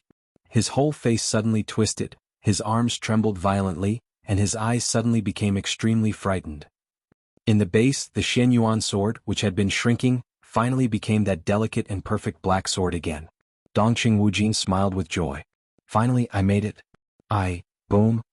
The sudden roar drowned all of Dongqing Wujin's voice in an instant. The Xian Yuan sword suspended in the air suddenly burst out an unparalleled strong light, and the whole sword body expanded again. The wild sword energy surged out, filling the entire space of the research room like a wave. Dongqing Wudi, whose face changed greatly, directly protected Dongqing Wujin and Bai Qingqian and retreated quickly. The sword light became brighter and brighter, constantly expanding in the laboratory. Without hesitation, Dongqing Wudi directly left the research room, knocked open the elevator and rushed out of the ground. The next moment, a strong light appeared over the entire Hanggu Pass. The strong light penetrated the ground and went straight into the sky. An earth-shattering explosion suddenly sounded. The Xian Yuan sword rushed out. The entire research base of the Dongqing clan turned into ruins in an instant. The Xian Yuan sword, which was as huge as a mountain, shrank and grew bigger. Somehow, there seemed to be a sigh which was extremely complicated. "What's going on?" Dongqing Wujin's voice was filled with disbelief. Dongqing Wudi frowned and was about to speak. Puff. Bai Qingqian's body suddenly went limp, and a large mouthful of blood sprayed directly from her mouth. Forgotten City. With the final injection of the body of the god of war, a large amount of nutrient solution had completely drowned the figure in the nutrition chamber. Qin Weibai stood in front of the nutrition chamber, looking at the faint voice. Her eyes were shining, and her whole person became erratic and strange. "I know you can hear me." Her ethereal yet penetrating voice rang out. "Even if you can't hear anything, you can still hear my voice, right?" The nutrient solution was extremely calm. But in an angle that no one could see, the figure wrapped in the nutrient solution seemed to move its eyebrows unconsciously. "Comrade Dongxing, please sit down." Looking at Yi Dongxing, who walked into his office, Li Huaqing turned around from the window and said with a smile. Yi Dongxing sat down with a smile and opened his mouth to say something. Li Huaqing said, "What did you say?" Yi Dongxing was stunned and repeated it again. Li Huaqing's eyes were a little dazed. He could see Yi Dongxing's mouth moving, but at this moment he suddenly couldn't hear the voice. The office in front of him was spinning. The meteor outside the window seemed to fall into his eyes. He tried to smile and his body shook and fell directly in the office. The misty brilliance kept shining in the sky. The blade of the silver moon became brighter and brighter, and the violent vibration almost caused the whole stone of formidable person to tremble. Summer solstice was just about to move, but her whole body suddenly shook. In her body, which she was not aware of, countless vitality seemed to rush out without warning. The remaining vitality in the immortality potion she had taken was suddenly stimulated to the extreme, and a large amount of vitality was constantly repairing the internal injuries in her body. Her foundation, which had been damaged for many years, was almost recovering at a speed visible to the naked eye, and her whole breath was becoming stronger and stronger. His Majesty suddenly stopped and looked around. It was daytime in Italos and the warm sun shone on the street. His Majesty's body suddenly began to tremble. "Your Majesty, what's wrong?" Mellad asked subconsciously. His Majesty's body trembled. After a long silence, he said in a hoarse voice, "I don't know, but I suddenly feel very bad." He paused and said in a heavier voice, "No, it's very bad." Desert prison. In the dormitory of Xiao Mahai, Li Tianlan was meditating on the large and soft bed. His injury had almost completely healed in a few months of recuperation, and his state had also reached the peak. He became more and more focused in the state of meditation. Without any warning, he suddenly opened his eyes. It was a vast expanse of whiteness. The luxurious dormitory had completely disappeared in front of him. He did not know when the hazy fog had completely filled the room. The fog was misty and more, constantly emerging from his body. It was the dragon vein that he carried. But suddenly, it seemed to be completely out of control, completely out of Li Tianlan's control. Li Tianlan was startled and subconsciously tried to stand up. But as soon as he moved, he suddenly lost his balance and fell to the ground. An unprecedented weakness completely enveloped him. In the white fog, his body had almost turned into nothingness. Only the vast white fog kept gushing out more and more, covering everything. The whole dormitory became pure white. Yuzhou. Xian Xuanzi's body was stiff, and his palm was still pointing to the sky. There were more and more meteors in the sky, densely packed. Thousands of them appeared in the night sky, with incomparably dazzling brilliance. Xian Xuanzi's eyes became more and more frightened. Meteor shower? He knew that it was not. He was sure that it was not a meteor shower. In his eyes, the glimmering lights represented the fate of boundless vitality. They streaked across the sky and stirred up everything, turning all the order in the dark into a complete mess. It was impossible to speculate. The fate of countless people was completely scattered. It was as if there were countless forks in the road, densely packed like a maze. Xian Xuanzi opened his mouth. He wanted to say something, but as soon as he opened his mouth, he spat out a large mouthful of blood. Not only his mouth but also his eyes, ears and nostrils were full of blood. In the blink of an eye, a large amount of blood had dyed his Taoist robe red, making him look like a bloody man. It suddenly began to snow in Yuzhou City. In the sky full of stars, snowflakes kept falling. It was a heavy snowfall. Xian Xuanzi's body shook and fell. Dongqing Wudi held his body and said in a serious tone, "What's going on?" Cough, cough. Xian Xuanzi coughed, and every time he coughed, a lot of blood foam came out. His voice was hoarse. "Heaven's secret." In the voice that was getting weaker and weaker, he opened his mouth with great difficulty. "Heaven's secret is messed up, the fate of the country. Messed up. Karma. Messed up. Divine Emperor of 9 Heavens." Chapter 744. On the 15th day of the first lunar month, it snowed heavily in Linhan. The heavy snow fell from late at night to early in the morning, getting heavier and heavier. The world was silvery white and the water of the West Lake became clearer. Snow was not common in Linhan, and the West Lake in the snow was even more magnificent. When the snow covered the world, countless citizens had come to the West Lake to play, and the atmosphere was relaxed and leisurely. 2 men who seemed to be shrouded in clouds and mist, walked quietly in the crowd, calm and indifferent. Walking in front was a young man who seemed to be in his 30s. Under the flying snow, in the crowd, he was like a very eye-catching lighthouse, constantly attracting the attention of everyone around him. The young man seemed to be unaware of it. He just raised his head and looked at the snowflakes in the air in a trance. No one could see his appearance clearly, but almost everyone's eyes around him were firmly attracted by him. It was an indescribable feeling, like the flying snow in the air, the breeze in the morning, the moonlight at night, and the sunset at dusk. Cold, indifferent, perfect, and quiet. He was so quiet that he was almost old. This was unparalleled perfection and elegance. Although no one could see his appearance clearly, everyone who saw him could be sure that this was a perfect man, ethereal and dreamy. The young girls on the West Lake summoned up their courage and came over almost in waves. Even if they couldn't get his contact information, it was good to talk to such a man, but no one could get within 3 meters of him. The young man was silent. The man who followed him with a respectful face stood up to stop them when necessary, like the most dutiful bodyguard. Strictly speaking, the bodyguard was also a rarely seen handsome man. He was 1.9 meters tall and of mixed Eurasian descent. His posture was straight and his appearance was extremely handsome. However, his aura was too gloomy and cold. With a sweep of his eyes that were like cold stars, most of the girls who were rushing over were so scared that they stopped in their tracks. More and more young women rushed over, almost never stopping. Most of them could be stopped by the bodyguard with his eyes, but there were always a small number of strong women who would not be frightened.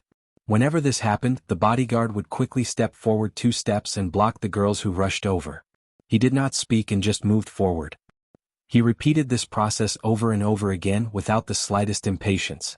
Gradually, there were more and more women behind him, and the scale was getting more and more spectacular, forming a very unique scenery on the West Lake. The bodyguard seemed to be a little impatient. The corner of his mouth moved and he said hoarsely, "Your Majesty, should I kill these reckless women?" The man who had been watching the snowflakes in a daze shook his head and chuckled. "Forget it." His voice was calm, indifferent, and magnetic. The two walked to the shore and stood under a willow tree. Suddenly the young man said, "Your Majesty, this is the first time. My master took me away from here when I was a child, and this is the first time for me to come back. It's been more than 30 years. The bodyguard, who had an incomparably cold and dangerous aura, was unusually docile beside the young man. Upon hearing his words, he bowed slightly and whispered, "Your Majesty, do you want to go to the broken bridge to enjoy the snow of the West Lake of the mountain?" "I have. Is day. Of lake. Of time of day. Of world. Of day of day of day." The crowd around them was noisy. Countless young women following behind the two of them did not leave. Their scorching gazes landed on the young man's back. "Azura." The young man suddenly spoke. "Your Majesty." The bodyguard took a step forward and bowed slightly. "There are too many people here. It's annoying," the young man said. Azura nodded. "I understand." He stepped back, picked up the phone, dialed a number and whispered something. Vaguely, the words "Your Majesty" and "Dynasty" could be heard, but they were soon drowned out by the fog. In less than 5 minutes, Azura returned to the young man's side and whispered, "The army has set off, and the speaker of Jianghu will come soon. West Lake will soon be cleared. The speaker just communicated with the Parliament of Jianghu State and agreed in principle to give West Lake to Your Majesty. From today on, West Lake will not be open to the public, but the specific construction needs to be taken over by the people of the dynasty. Your Majesty, what style do you want?" "Let's go to the cemetery." The young man thought for a while and said slowly. Shura's body stiffened. He was a little surprised, but then he nodded, "Okay." He suppressed the surprise in his heart. It seemed that he no longer felt that there was anything strange about transforming West Lake, a scenic spot of world civilization, into a cemetery. "This is a cemetery. Aunt and uncle are here and so is my brother. They don't like to be disturbed." The young man said faintly, "Azura, you arrange this matter." "Okay, Your Majesty." Azura nodded. "What are you talking about?" A soft and elegant voice suddenly sounded. Azura took 2 steps back. A beautiful woman whose age could not be judged came over with a bouquet of flowers and a quiet smile. The woman's clothes were very simple. She wore a black coat, trousers and flat shoes. Her black hair was tied into a ponytail. Her face was without any makeup. She was as clear and light as the beautiful West Lake in front of her. She carefully took care of the flowers in her arms. Looking at the young man in front of her, her calm eyes contained countless complicated emotions. "I want this lake." The young man pointed to the lake in front of him. His voice came out of the dense fog. "It's very good here. It's very good. Is it going to be transformed into the second carefree city? If Grandpa Lin comes back, he should like it here very much." The woman smiled. The young man was silent for a while and shook his head with a smile. "Master, he told me some time ago that he had seen the carefree city for a lifetime and was tired of it. After a while, he also planned to travel around the world. I want to make this a cemetery. Aunt and uncle will sleep here so that they will not be disturbed." The woman was slightly stunned and smiled, but her smile became a little sad. "Well, it's also very good. I just don't know if my parents and my brother will like it." "They will like it," the young man said softly. "I have talked with Jianghu State. When I come back this time, I will also move the remains of my parents here."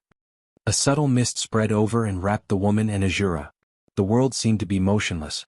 But the next second, the three had left the shore, crossed the clear lake and came to a hill. 2 dilapidated tombstones appeared in front of the three. The woman's hand holding the flowers trembled slightly. She whispered, "That's even better. If uncle and aunt come, my parents will not be lonely." "I hope so." The young man nodded. "I hope aunt and uncle don't hate my mother. We are sorry for them." The woman reached out and touched the young man's hair. She said softly, "No, we are a family." "Really?" The young man looked at the flying snow in front of him. "Cousin, do you hate her?" "My mother. Do you hate her?" "No." The woman whispered, "I may not have liked her before, but when I see you, I don't hate her anymore. When my parents see uncle, they won't hate aunt. We are a family." "And grandpa and grandma, grandma and grandpa," the young man muttered to himself. The dense mist dissipated around him. A perfectly chiseled face appeared in the air. His expression was still calm, but a trace of blood gradually appeared in the corner of his eyes. "Azura." He suddenly opened his mouth and called out, "Your Majesty." Azura took a step forward. "You have cleaned my grave for 10 years. Do you know who you are cleaning for?" His Majesty's voice was a little cold. "It's for the family of your Majesty," Azura said hesitantly. His Majesty nodded, reached out to touch the dilapidated tombstone in front of him and said blandly, "My aunt and uncle are lying here. The grave next to it is my brother's. The one standing beside me now is the chief administrator of the dynasty, my cousin, the daughter of my aunt and uncle." Azura's body trembled and he lowered his head, not daring to look up. This was originally a big family that stood at the peak of Jianghu state. "Azura, why is it like this?" His Majesty whispered to himself in a confused tone. Azura's body trembled more and more severely. With a thud, he knelt on the ground, still not daring to speak. At this moment he was not a super expert who was famous in the dark world and was about to break through the peak of the invincible realm. He was just an ordinary person who did not know what to do in fear and trepidation. "Because of my father?" His Majesty smiled softly. "Do you know that my father was the heavenly son of that era? Everyone thought that he could lead the family to a new height." He unconsciously stroked the tombstone with his palm and whispered, "Just when he was closest to success, he failed. My grandfather." His voice was still calm, but the temperature between heaven and earth was getting lower and lower. He was the most famous marshal in Jianghu state back then, and even the most famous marshal in the world. He fought hundreds of battles in his life and never failed. No marshal in the world was his opponent. He was a hero all his life.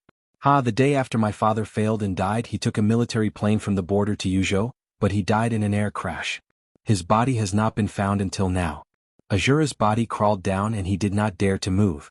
These things might have nothing to do with him, but His Majesty was obviously in a bad mood now. In the past few years, more than one invincible realm expert had died in His Majesty's anger, including an expert at the peak of the invincible realm. Although he was His Majesty's henchman, he did not dare to be too relaxed at this time. My grandmother could have become a member of parliament in Jianghu state. As soon as the news of my father's death came, the news of my grandfather's death came. She quarreled with my grandfather for many years because of my father. After the news came, she vomited blood and fell into a coma. When she woke up, she went completely crazy and died in a mental hospital in the spring of the next year. My uncle was the speaker of Jianghu. After my grandfather's funeral, he was hit by a car and died on the road as soon as he left the scene. The wind stopped. In an instant, the flying snow tens of thousands of meters above the entire West Lake froze in the air. The extreme coldness spread out with the hill as the center. The army that was ready to clear the West Lake had not arrived yet. The tourists by the West Lake rushed home in a hurry in the extreme cold. My aunt was reported for corruption and bribery. Everything that was reported was unreliable, but some people believed it. She sent my cousin to a friend's house and was thrown into prison. When she was sent to prison, she was 8 months pregnant. My brother was born in prison. On the second day of his birth, it was said that all the bones in his body were crushed. How old was the child? Ha ha ha ha ha ha, he cried in prison all day. All day. My aunt knelt down and begged the prison guards to let her take the child to the hospital, but no one paid attention to her. On the night my brother died, my aunt also died in prison. The woman in front of the tombstone put down the flowers and covered her mouth, not daring to cry out loud. Maybe there was another aunt. I don't know if she counted. After my father's accident, she jumped from the highest building in Huading. Her body was long gone. Do you know what happened next? Later, my mother found my cousin and hid me and my cousin, and then... Oh, sorry, I shouldn't have said this. Azura, do you know the reason for all of this? It's the death of your Majesty's father. Azura said in a hoarse voice. He didn't dare not answer. It's true. His Majesty nodded. Do you know why my father died? Azura really didn't dare to answer this time. He naturally knew the answer. Almost everyone in the dark world knew it. But since the establishment of the dynasty, no one dared to talk about this topic. Those who dared to talk about it were all dead. His Majesty said it himself, because when my father was closest to success, my mother killed him. For me. She killed my father and put the whole family beyond redemption. That silly woman. Later she gave birth to me and found my cousin. It seemed that she accompanied me for a while, but I don't remember. Then she went to find someone to avenge my father. Well, she was the murderer. She took away my father's sword and almost killed most of the people related to my father's death. She herself also died with the enemy in the final battle. During that time my cousin and I stayed alone in Huading. My cousin was only 5 or 6 years old at that time. She had to find some clean food for me to eat when she went out to pick up garbage. At that time we were like 2 stray dogs that could be pinched to death at any time. Later my master looked for us for a long time before he took us back to the city of happiness in Switzerland. So many years have passed. The dark world has been talking about that year and I have also been studying that year. Many times I want to ask why. If someone could have mercy, the whole situation would not have been like this. But there were too few people involved in that year. Until a few days ago I met the Emperor of Huao. My sword was on his neck and I asked him why. Do you know how he answered? His Majesty laughed. He said it didn't matter. Because it's not important. I slashed him more than 3,000 times with my sword. I also killed his entire family of 14 and his 3,000 cherry blossom guards. Since he doesn't think that what happened in the past is important, then what I do now shouldn't matter. It really doesn't matter. His Majesty muttered to himself like a calm madman.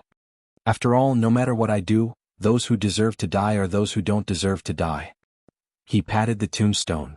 They're all dead. But is it over? His Majesty turned around and looked at Azura kneeling in front of him. Tell me, Azura, is it over?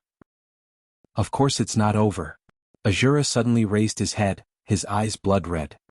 And the Wang family of Beihai. I just received the news that Xiao Tian has officially destroyed the Shenwu Corps in Africa and destroyed all the industries of the Wang family of Beihai in Africa. In addition, 3 hours ago, Jianghu led the Holy Disarmament Corps to officially attack the headquarters of the Rothschild family and began to clean up all the allies of the Wang family of Beihai in Europe. The woman's eyes were calm and tough. In less than 2 months, everything the Wang family of Beihai has done around the world will become history. Only Beihai province can be preserved. Azura, Xiaotian, Jianghu. They were the 3 experts at the peak of the invincible realm in the dynasty, and they were the 3 experts who were close to breaking through. There was only one such expert in the Wang family of Beihai, and he was in a very special state. The woman suddenly wanted to appreciate the desperate expression of the hostess of the Wang family of Beihai at this time. I don't allow Beihai province to continue to exist. His Majesty was silent for a while and said slowly, but the current president of Zhongzhou state has a very close relationship with the Wang family of Beihai, and Senior Lin. The woman hesitated. I'll talk to Master. His Majesty said blandly, as for the president, he has no time. When he retires, I'll let the Wang family of Beihai and the 7 sword-holding families kill everyone. The woman's eyes lit up slightly. Azura's face turned red, and his face was full of ferocious killing intent. Let the Wang family of Beihai kill everyone. A few days ago there might be people who questioned the authenticity of this sentence. But now, when the whole dark world was trembling under the sword of the dynasty, no one dared to question all this. The reason for this change was not because of the 3 experts at the peak of the invincible realm in the dynasty. It was because of His Majesty in front of him. His Majesty was invincible. In one day he traveled thousands of miles and killed 14 emperors at the peak of the invincible realm, but he himself had no supreme power. Several figures appeared on the path at the foot of the mountain. A small group of well-dressed people who were no longer young, stood on the mountain road. They were a little hesitant and seemed to be afraid to come up. Is it the speaker of Jianghu? His Majesty raised his eyebrows. I'll go and have a look. The woman smiled and turned to go down the mountain. The speaker of Jianghu immediately smiled, trotted over and bowed repeatedly. Hello, hello. I'm the speaker of Jianghu. Hello. The woman nodded indifferently. What's the matter? I heard that His Majesty is here, so I came to see what you need. The speaker wiped the cold sweat on his forehead and asked softly. We don't need it and we'll leave right away. Mr. President, if there's nothing else, please go back. His Majesty is in a bad mood and doesn't want to see guests. Who are you? Don't forget, the one standing here is Mr. President of Jianghu. A young secretary asked loudly, Who the hell are you people? The speaker's face changed dramatically. He seemed to be stunned and didn't know what to say for a moment. The woman raised her eyebrows slightly and said blandly, My name is Dong Qingyu, the CEO of the Sword Dynasty. If I don't understand it, there will be explanations in 2 or 3 chapters. I especially like to write these messy things.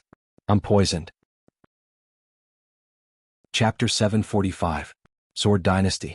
Dong Qingyu. The speaker's legs felt weak. In recent years there might be people in the dark world who didn't know who the president of Jianghu state was, but there was no one who hadn't heard of Dong Qingyu. She was the Princess Royal of Sword Dynasty, the chief administrator, and the cousin of His Majesty. Most of the time, she took care of all the affairs of the dynasty for His Majesty. Her status was even higher than that of the 3 experts at the peak of the invincible realm. In the dynasty, when His Majesty's will was silent, Dong Qingyu's will was the will of the entire Sword Dynasty. He had just been promoted and transferred to Jianghu not long ago. Before that, he was not even qualified to meet Dong Qingyu. Jianghu was the enemy of the rise of His Majesty's father. When the dynasty was so powerful, the fact that the speaker could come to Wuxia had already explained a lot of problems.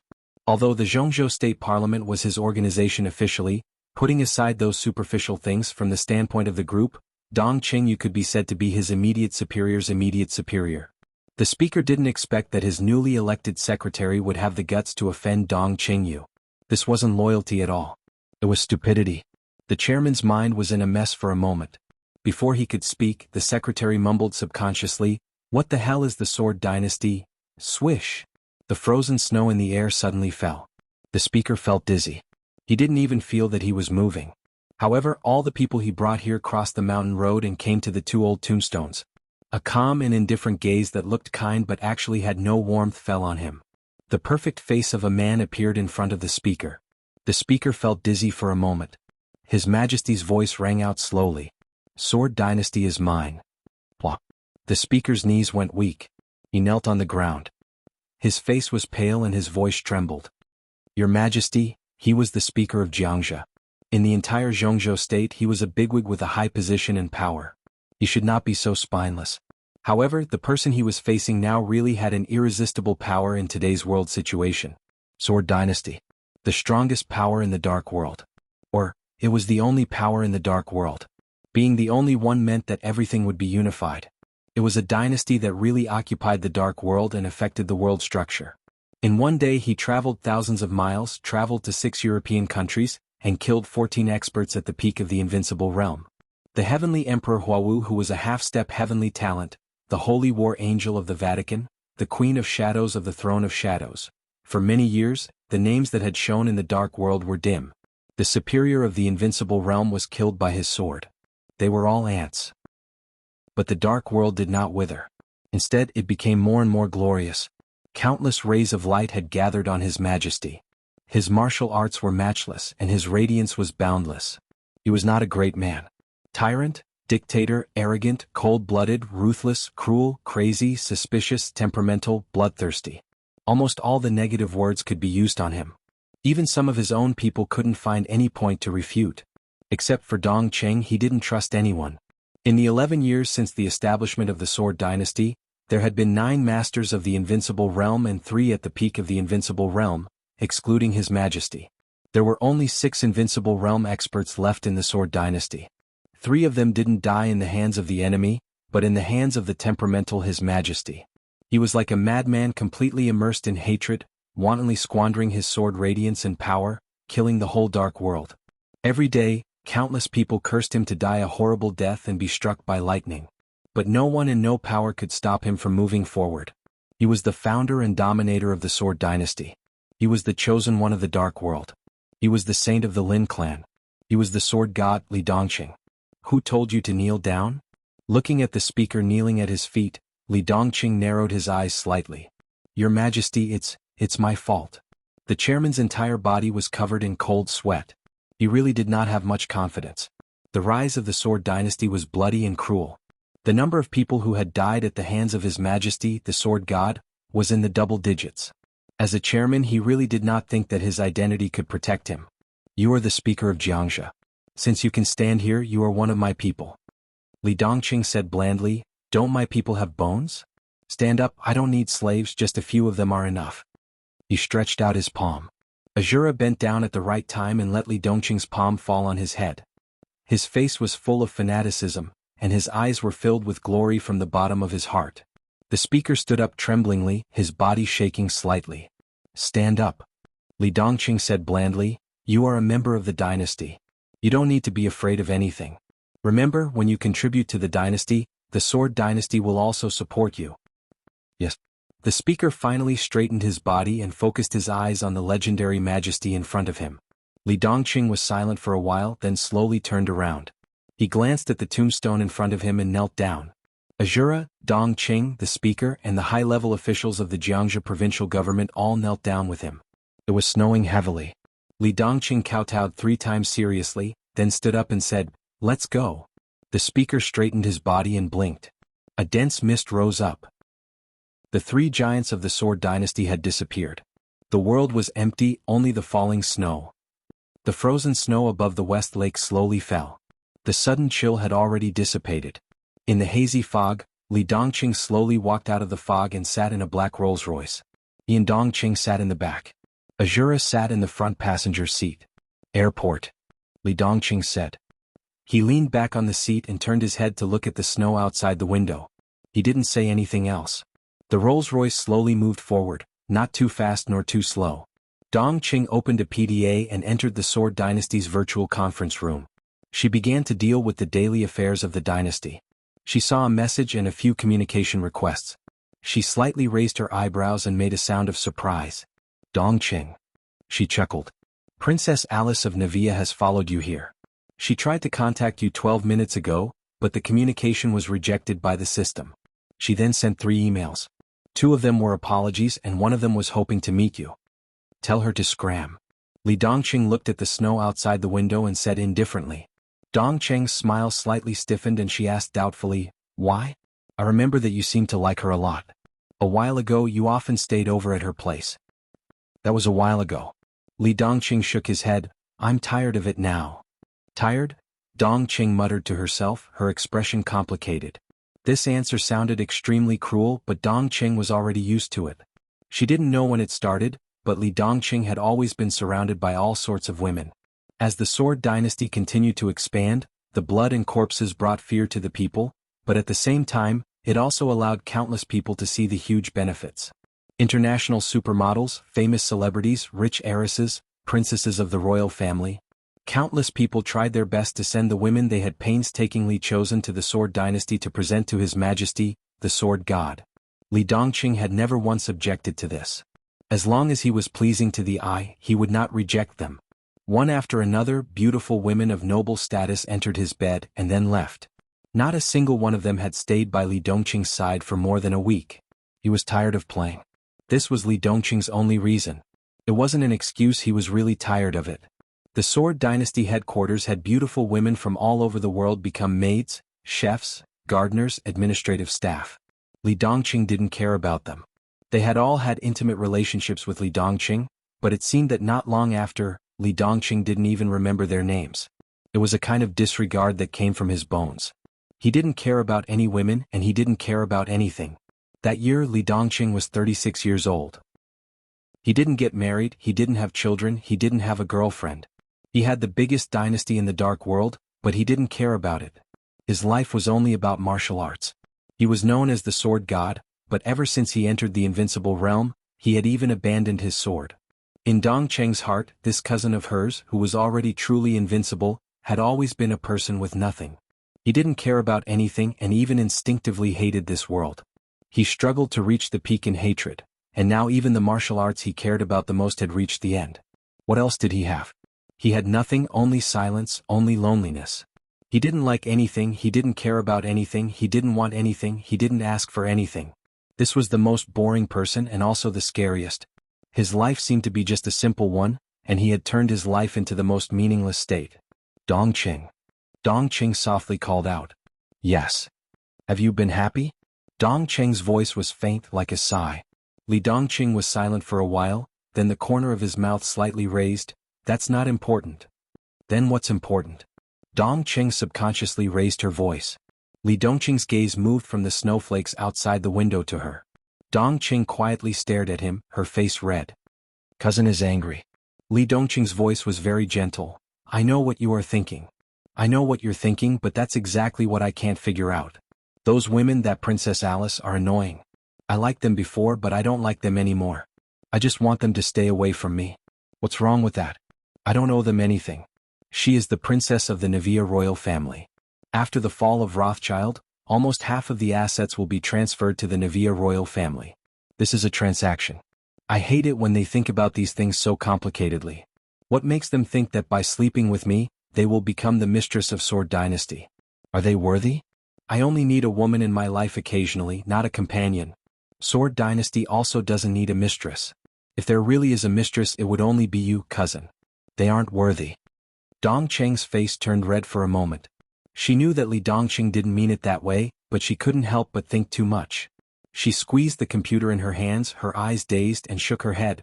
The Nevia royal family has a lot of influence in Europe. If you reject Alice, it might cause some negative effects. I don't care about that. Li Dongqing leaned back and said indifferently, everyone has their own thoughts. As long as they don't put it into action, then it will always be a secret. They can be dissatisfied, but they better not make me dissatisfied. If anyone dares to jump out, just kill them. Contact Jianghu, and let him go to Nevia and ask their king. Do they want to live to take over Rothschild's assets, or do they want to all die? I am willing to fulfill their wishes. Dongqing smiled bitterly. Before she could open her mouth, a call that bypassed Sword Dynasty's system suddenly lit up on the computer. Jianghu. Dongqing picked it up. Princess Royal Highness? The computer did not light up, but an uneasy voice came from the other side of the computer. Jianghu, what's the situation with Rothschild? Dongqing hid all her emotions and asked calmly. Dynasty has already taken over Rothschild's headquarters. Most of the core members of the Rothschild family have been killed, but Jianghu's voice became more and more uneasy. Dongqing could even imagine him wiping his cold sweat. Speak. Li Dongqing suddenly opened his mouth and his tone was simple. Your Majesty. Jianghu was slightly shocked and his voice trembled. He hesitated and said dryly, Your Majesty, I'm useless. I let Paul escape. Dongqing was a little surprised. Paul was the current patriarch of Rothschild, and was also an expert at the peak of the invincible realm. However, he had been seriously injured for many years, and it was impossible for him to be Jianghu's opponent. Under such circumstances he actually escaped. This was simply unbelievable. Li Dongqing was silent for a few seconds and said indifferently, Trash. Yes, Your Majesty, please listen to my explanation. I don't need to explain. Li Dongqing said indifferently, I want to go to Beihai to bring back my mother's remains. Jianghu, you have 3 days. After 3 days either Paul dies or you die. Do you understand? Jianghu took a deep breath and said in a deep voice, I understand. Li Dongqing made a sound of agreement. The call ended. The carriage fell into silence once again. Dongqing was dealing with the files on the computer, and she sent one order after another to all over the world. Go to Beihai first? Yes, Wang Jingxin wants to avoid me. The day before yesterday he urgently visited Maple, and I insisted on seeing him. I have already informed the top management of Maple. By tomorrow at the latest, no matter what method they use, I want to see Wang Jingxin and Yuzhou. Li Dongqing shook his head. They should be sober now. For my enemies they are only temporarily safe in Jianghu State. I am in Jianghu State, and the 160 dynasties are distributed all over the world. Where else can they hide? Dongqing was silent for a moment and she was in a trance. At this moment she suddenly thought of the legendary hostess of the Wang family of Beihai. Had she foreseen that this day would come? Maybe not. But from the year when Dongqing became the holy disciple of the Lin clan, she should have known that this matter was destined to not end peacefully. Her talent was not excellent. After her husband died, she turned herself into a monster. A large number of mechanical metals were implanted into her flesh and blood. Countless gene potions of the Wang family of Beihai were integrated into her body. She used all means, gave up all the superficial things, and forcibly turned herself into the combat capability of the peak of the invincible realm. Everything seemed to be just for self-protection to protect her Beihai. But what was the use? She could see every development of the Sword Dynasty. Every growth of the sword god was stepping on the hearts of the superpowers in the dark world. The Lin clan protected him to enter the invincible realm under countless pressures and made countless sacrifices. All of these became the deepest hatred in Li Dongqing's heart. So from the very beginning, the Sword Dynasty was expanding in the craziest manner. From the very beginning, Li Dongqing's orders were mostly 4 words. Kill them all. The royal families of 2 countries. 2 retired presidents. Purgatory of Heaven Capital. Shadow Throne. Kunlun City. Heroes Club. Polar Ground Alliance. Men in Black. Countless strong enemies. His orders were always only 4 words. Kill them all. Their masters, their families, their friends' families, their friends' friends, anyone who had a little relationship with them, he killed them all. Under the will of the sword god, the whole dynasty was like a hysterical beast venting its hatred, roaring and tearing up all the enemies. If this was a road of revenge, the Wang family of Beihai was undoubtedly the end. Another end. What else could he do besides killing the Wang family of Beihai? It's so pitiful, Dong Qingyu muttered to herself. They don't deserve pity. Li Dongqing said lightly, just like when our family was destroyed, when grandpa was blown to death, when grandma went crazy, when aunt knelt down in prison because of brother, just like when you picked up trash to feed the 2 of us, sister. His calm eyes seemed to hide endless darkness and ice. Who pitied us? Yes. Dong Qingyu said softly, the Lin clan. Li Dongqing was silent for a long time. I'm sorry to master, but the Sword Dynasty didn't let the Lin clan down. The Lin clan had indeed sacrificed too much for him.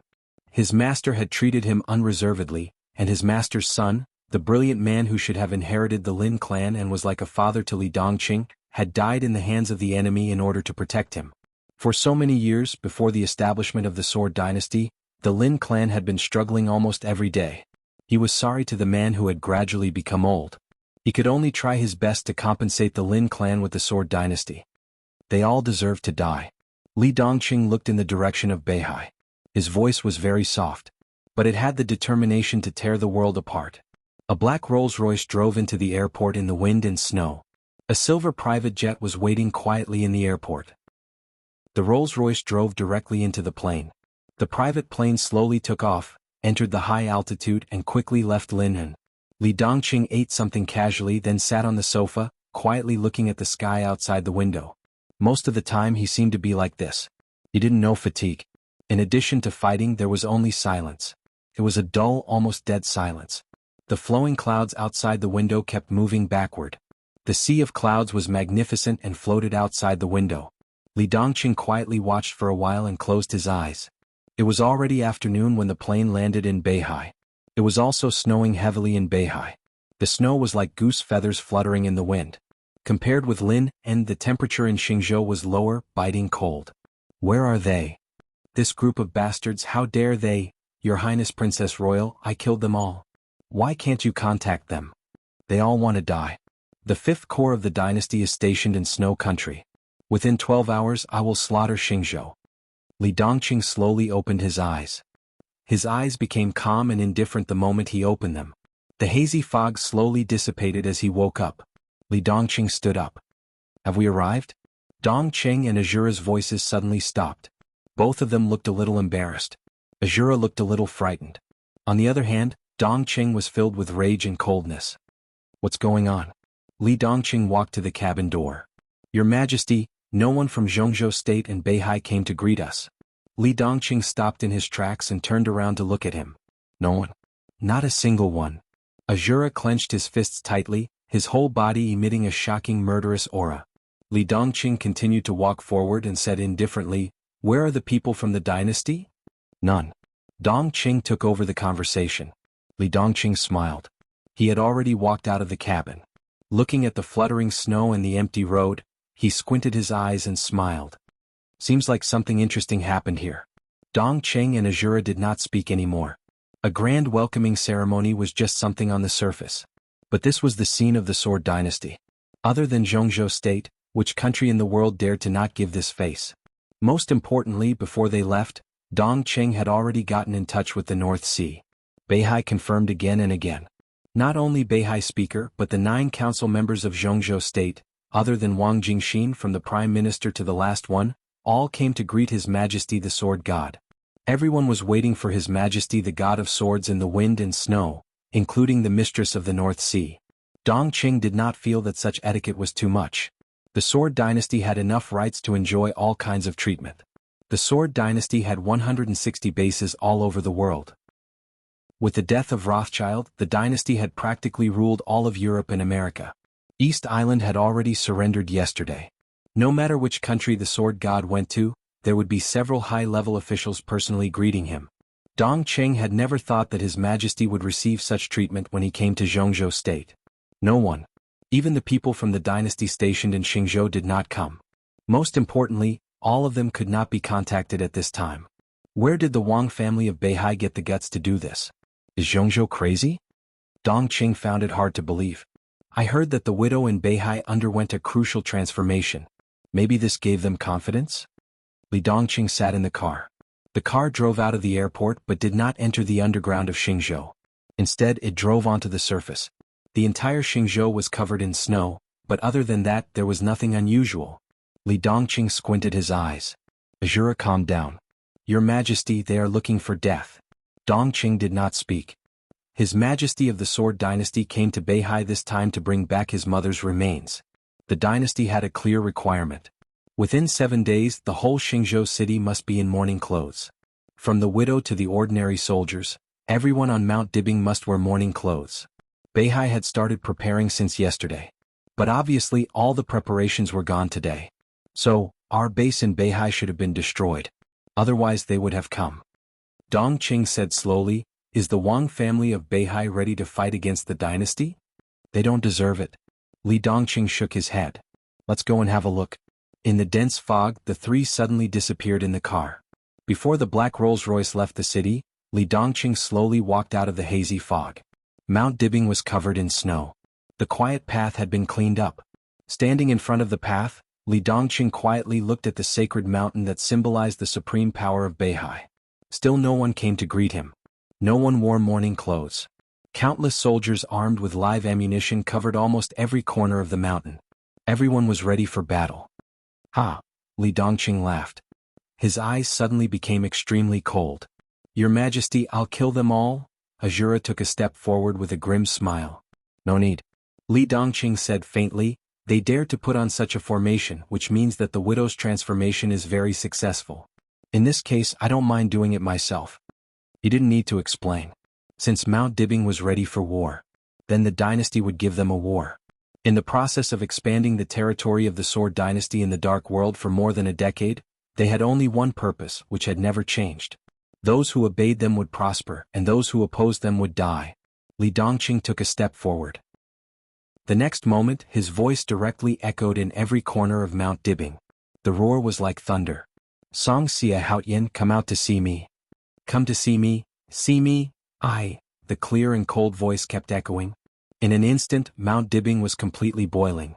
Countless snipers who were guarding in every corner of the mountain suddenly grasped the sniper rifles in their hands. They wanted to aim, but the endless voice suddenly echoed. Puff. The bodies of countless snipers hiding in the mountains suddenly exploded into pieces of flesh and blood all over the sky. Mount Dibing was in chaos. A cold voice rang from the distant top of the mountain. Who? In the face of such a question, Li Dongqing's eyes became more and more cruel. You? He raised his palm. The wind and snow in the distance trembled slightly. A fallen leaf covered by the wind and snow fell into his hand. Damn you all. At this moment, there was no sword in his hand. It seemed that from the moment he entered the invincible realm, he who was known as the sword god no longer used the sword. The leaf that fell into his hand was thrown out by him. The world was silent. The world was originally silent. However, amidst the extreme silence, the quiet world suddenly became incomparably chaotic. It was like a wind blowing. The leaf suddenly burst forth with an incomparably dazzling light. There was no sound. The mighty sword intent shrouded Mount Dibing in an instant. Around Mount Dibing, every flower, every tree was torn apart. In the extreme silence, the fallen leaf spun crazily in the air and kept moving forward, getting bigger and bigger, almost covering the entire sky. One leaf covered the sky. Mount Dibing. Stage of formidable person. Summer Solstice, who had completely recovered to her heyday, suddenly turned back and stared at the foot of the mountain. In the unseen world, there seemed to be a sharp light that could tear the sky and the earth suddenly rushing over. The wildly spinning leaf kept flying. All the leaves on the whole mountain seemed to fly up under this sword, covering the wind and snow and the sky. The whole Mount Dibbing was torn under this sword. There were only leaves in front of her. But in her perception, there was sword light between heaven and earth. Endless sword light surged from the foot of the mountain. The internal guards stationed at the foot of the mountain were all killed in an instant. The elites hidden in the mountain were smashed by the sword chi. Thunder-shocking realm, fire-flaming realm, ice-condensing realm. Countless people and countless elites turned into flesh and blood all over the sky without any room for resistance. Mount Dibbing trembled wildly. The sword energy had gone deep into the ground. Wherever the sword light passed, the road along the way had been completely cut in half. Several deep underground laboratories kept exploding under the pressure of the sword energy. The overwhelming leaves rushed to the top of the mountain. Every leaf was glowing. The gloomy sky was completely illuminated as if it were daytime. The grand hall that had been built at the top of Mount Dibbing instantly turned into powder. Whether it was the strongest alloy or the trees, they were all torn like a piece of thin paper under the sword light. Mount Dibbing was completely torn apart. From the bottom to the top, it was torn into two peaks. The leaves that covered the sky were still surging and directly appeared in front of summer solstice. Buzz. The silver moon sword on the stone of formidable person seemed to feel its own threat. The body of the sword suddenly vibrated, driving the boulder below to suddenly rotate. The surging sword intent directly swept into the leaves. Compared with the leaves that covered the sky, the sword light of the silver moon was like a small river in front of the sea.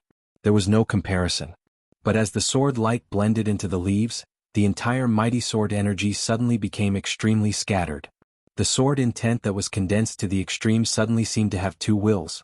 The mighty sword energy was madly weakened. One part was still rushing to summer solstice, while the other part crossed the sky and went straight into the deep sea. Boom! Nearly half of the power of the sword was directly diverted, and the sea surged crazily. Suddenly, a tsunami that was hundreds of meters tall appeared on the surface of the sea thousands of meters away. A small warship suddenly exploded under the sword will. In the fire that soared into the sky, the extremely sharp sword will lit up in the fallen leaves for a moment.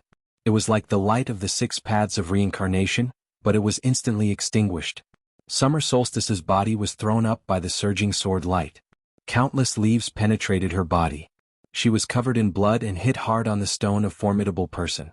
Her whole face was pale and there was only fear in her eyes. She could not imagine the power of this sword.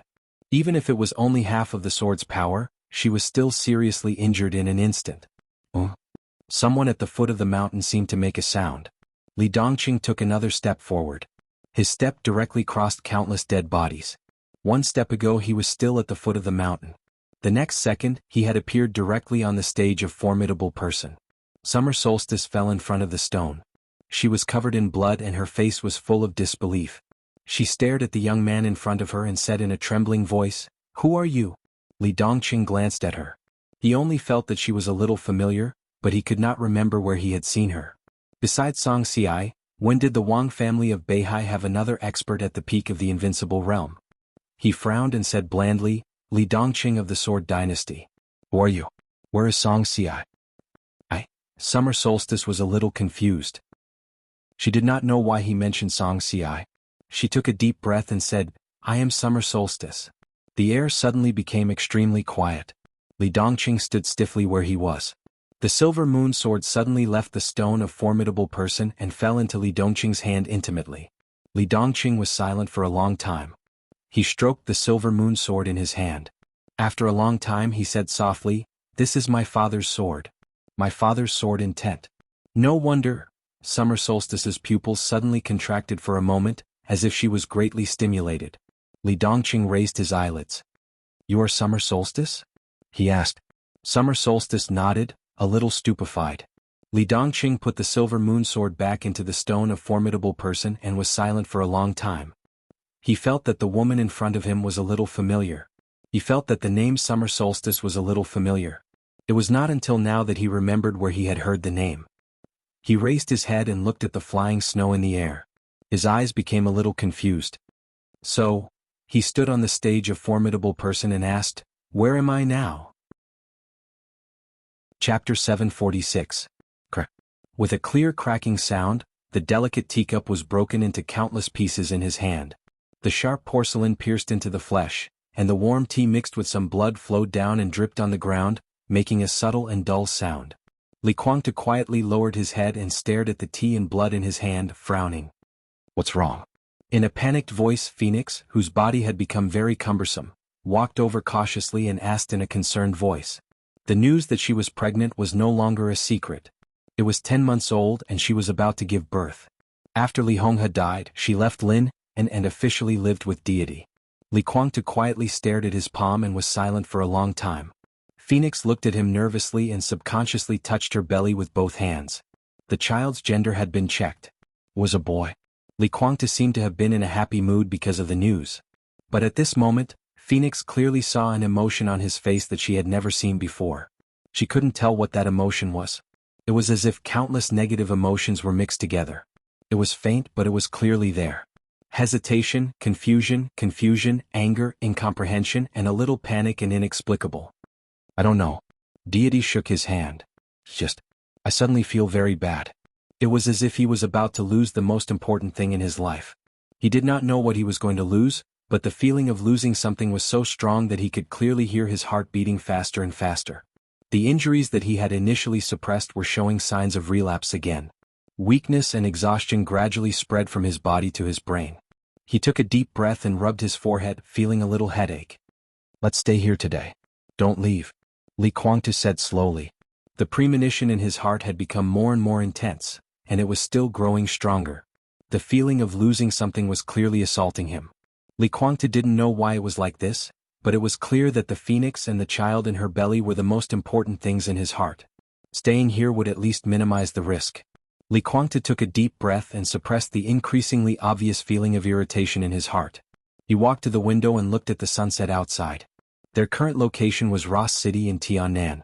Ross City was located in the central area of Tiannan.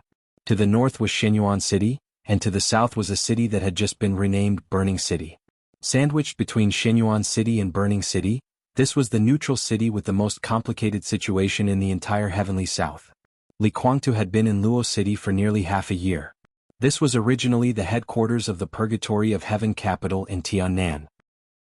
But over the past 6 months, all the superpowers had been infiltrating Luo City, and the most brazen ones were Jianghu State and East Island. The situation of the Purgatory of Heaven capital had become more and more delicate. Li Kuangtu had not recovered from his serious injury. Daybreak had not recovered to its peak state since it was attacked half a year ago. The top officials of the Purgatory of Heaven capital had collectively moved from Heaven capital to Tiannan. Standing in this position, it didn't return to East Island, but it also didn't turn to Jianghu State. Without the support from the national level, and the highest combat capability was seriously injured, the influence of the Purgatory of Heaven capital was greatly weakened. Ross City was originally the territory of the Purgatory of Heaven capital. When the Purgatory of Heaven capital was first established, deity in his peak state once fought with Wang Tianzong here, which completely established the influence of the Purgatory of Heaven capital in Tiannan. Now Ross City was constantly being infiltrated by other forces. In the base camp of Heaven capital and even in the entire East Island, Wuji Palace and Jifeng Sword Raining School were also devouring the interests of the Purgatory of Heaven capital. East Island completely turned a blind eye to this, but everyone could clearly feel that East Island's patience was gradually fading. Li Kuangtu didn't express his position, and East Island was getting more and more vigilant towards the entire Purgatory of Heaven capital. Some of the old people of the Purgatory of Heaven capital had already joined Shenyuan City.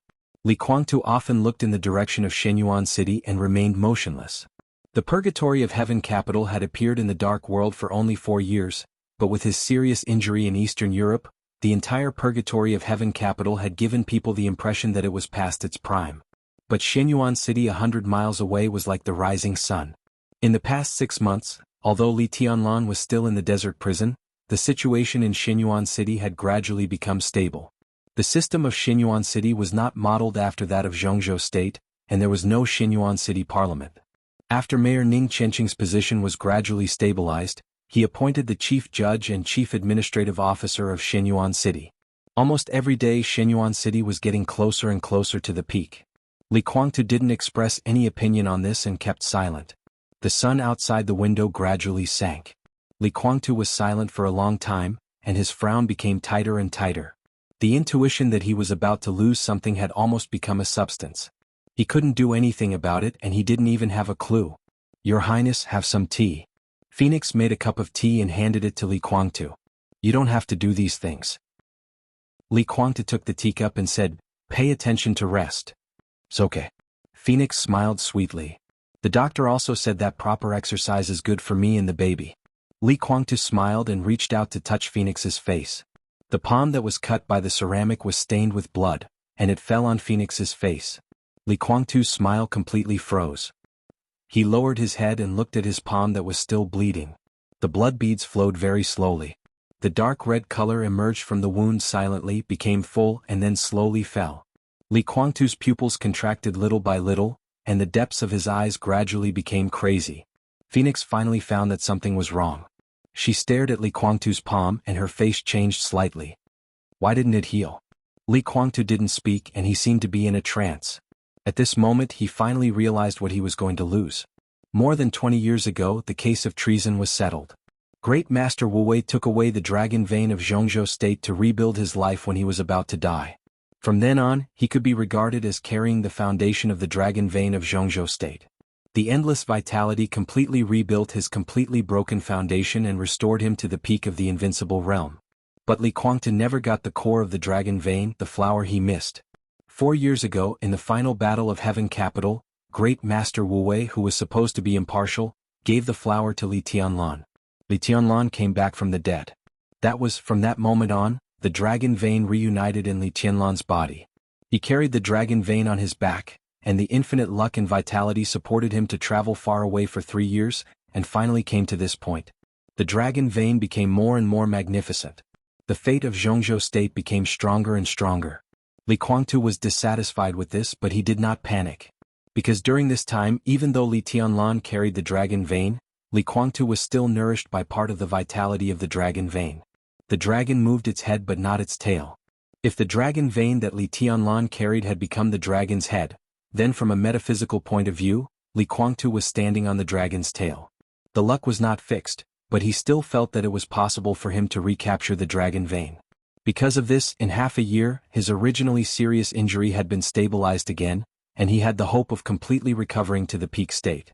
With the nourishment of the dragon vein's vitality, his body was much faster than people in the same realm, both in terms of healing and recovery. But now, the ceramic cut his palm, but it was just a flesh wound. Why hadn't this small wound healed after such a long time? Li Guangtu's heart sank to the bottom in an instant. The long-lost panic emerged from his heart. He narrowed his eyes, took a deep breath and suddenly said, "Don't wait for me for dinner." Phoenix's face was pale and she did not dare to speak. "There are some problems. I need to calm down. I'm going to meditate," Li Guangtu said slowly. He turned directly and walked into his meditation room. The whole world quieted down when he closed his eyes. The irritation in his heart disappeared little by little. Countless noises seemed to leave him, getting farther and farther away. Li Guangtu's body and mind were calm. At this moment, it seemed that all the trivial things had left him. Suddenly, Li Guangtu, who had been immersed in meditation, opened his eyes, and his face changed dramatically. A hazy fog appeared silently in the meditation room. The fog was getting thicker, and the increasing fog almost covered everything in the meditation room. Li Guangtu's body suddenly trembled. At this moment, he clearly felt that the injuries in his body were healing crazily, and some internal injuries were also getting better. But the vitality that originally belonged to the dragon vein in his body was constantly being drawn out of his body, and more. Countless vitality was flowing in his body, healing his injuries and then gushing out of his body. The white fog in the meditation room gradually thickened and faded. All the fog disappeared. But it did not return to Li Guangtu's body. Li Guangtu suddenly stood up and his face was a little twisted. How is this possible? He kept taking deep breaths and gritting his teeth. Who stole my dragon vein? The dragon's head and tail could not be seen. If Li Tianlan was the dragon's head, then the dragon's tail could not appear on him. If it was not Li Tianlan, who could it be? Li Guangtu's expression gradually calmed down, and finally became expressionless. Standing in the meditation room, he was silent for a long time, and then said to himself indifferently, "Why?" He took out his mobile phone and dialed a number. "Your Highness." The phone was quickly connected and Dawn's voice sounded. "I'll give you 3 days.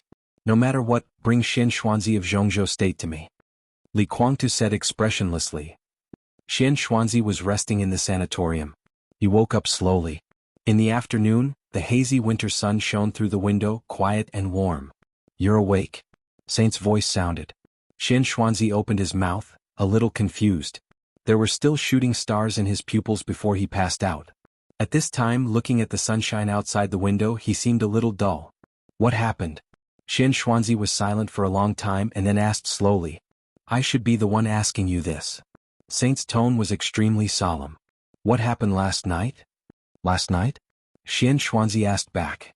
"You've been in a coma for nearly 18 hours. Have you forgotten what happened last night?" Saint asked with a frown. Xian Xuanzi was silent for a while, then he smiled bitterly and said softly, "What did you see last night?" Saint was slightly stunned. His eyes were full of thoughts and finally, they all turned into fear and dread. Xian Xuanzi looked at him quietly without saying a word. "Sword light." After a long time, Saint finally gave his answer softly. At that moment last night, when he looked up at the starry sky, all he saw was sword light. Tens of thousands of sword lights cut through the sky like shooting stars, illuminating the night sky. They were incomparably gorgeous but extremely dangerous. The sword light flew wantonly and at that moment, it seemed to tear the world apart. Saint was already an expert of the invincible realm, but in the face of the overwhelming sword light, he didn't even have a chance to resist. At that moment he was like a real nonentity, or a weak child facing an expert at the peak of the invincible realm.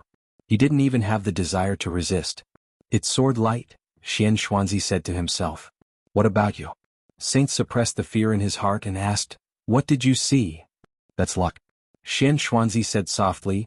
The overwhelming luck and karma suddenly became chaotic. If it was in the eyes of ordinary people, it might be a shooting star. In different people's eyes there are different scenes, but in the end it's all karma. He paused and said softly, "Something is going to happen." "It's already happened." Saint took a deep breath. When the president met Yi Dongxing last night, he suddenly fell into a coma without warning and hasn't woken up yet. Tianlan also fell into a coma in the desert prison. All the instruments have been used but we can't find out what's going on. The nation's fate is in turmoil and karma is intertwined. Those related to the nation's fate will definitely be affected. Xian Xuanzi said softly. When he spoke, his expression was calm, but there was a flash of complexity in his eyes. Intertwined karma? Saint frowned tightly.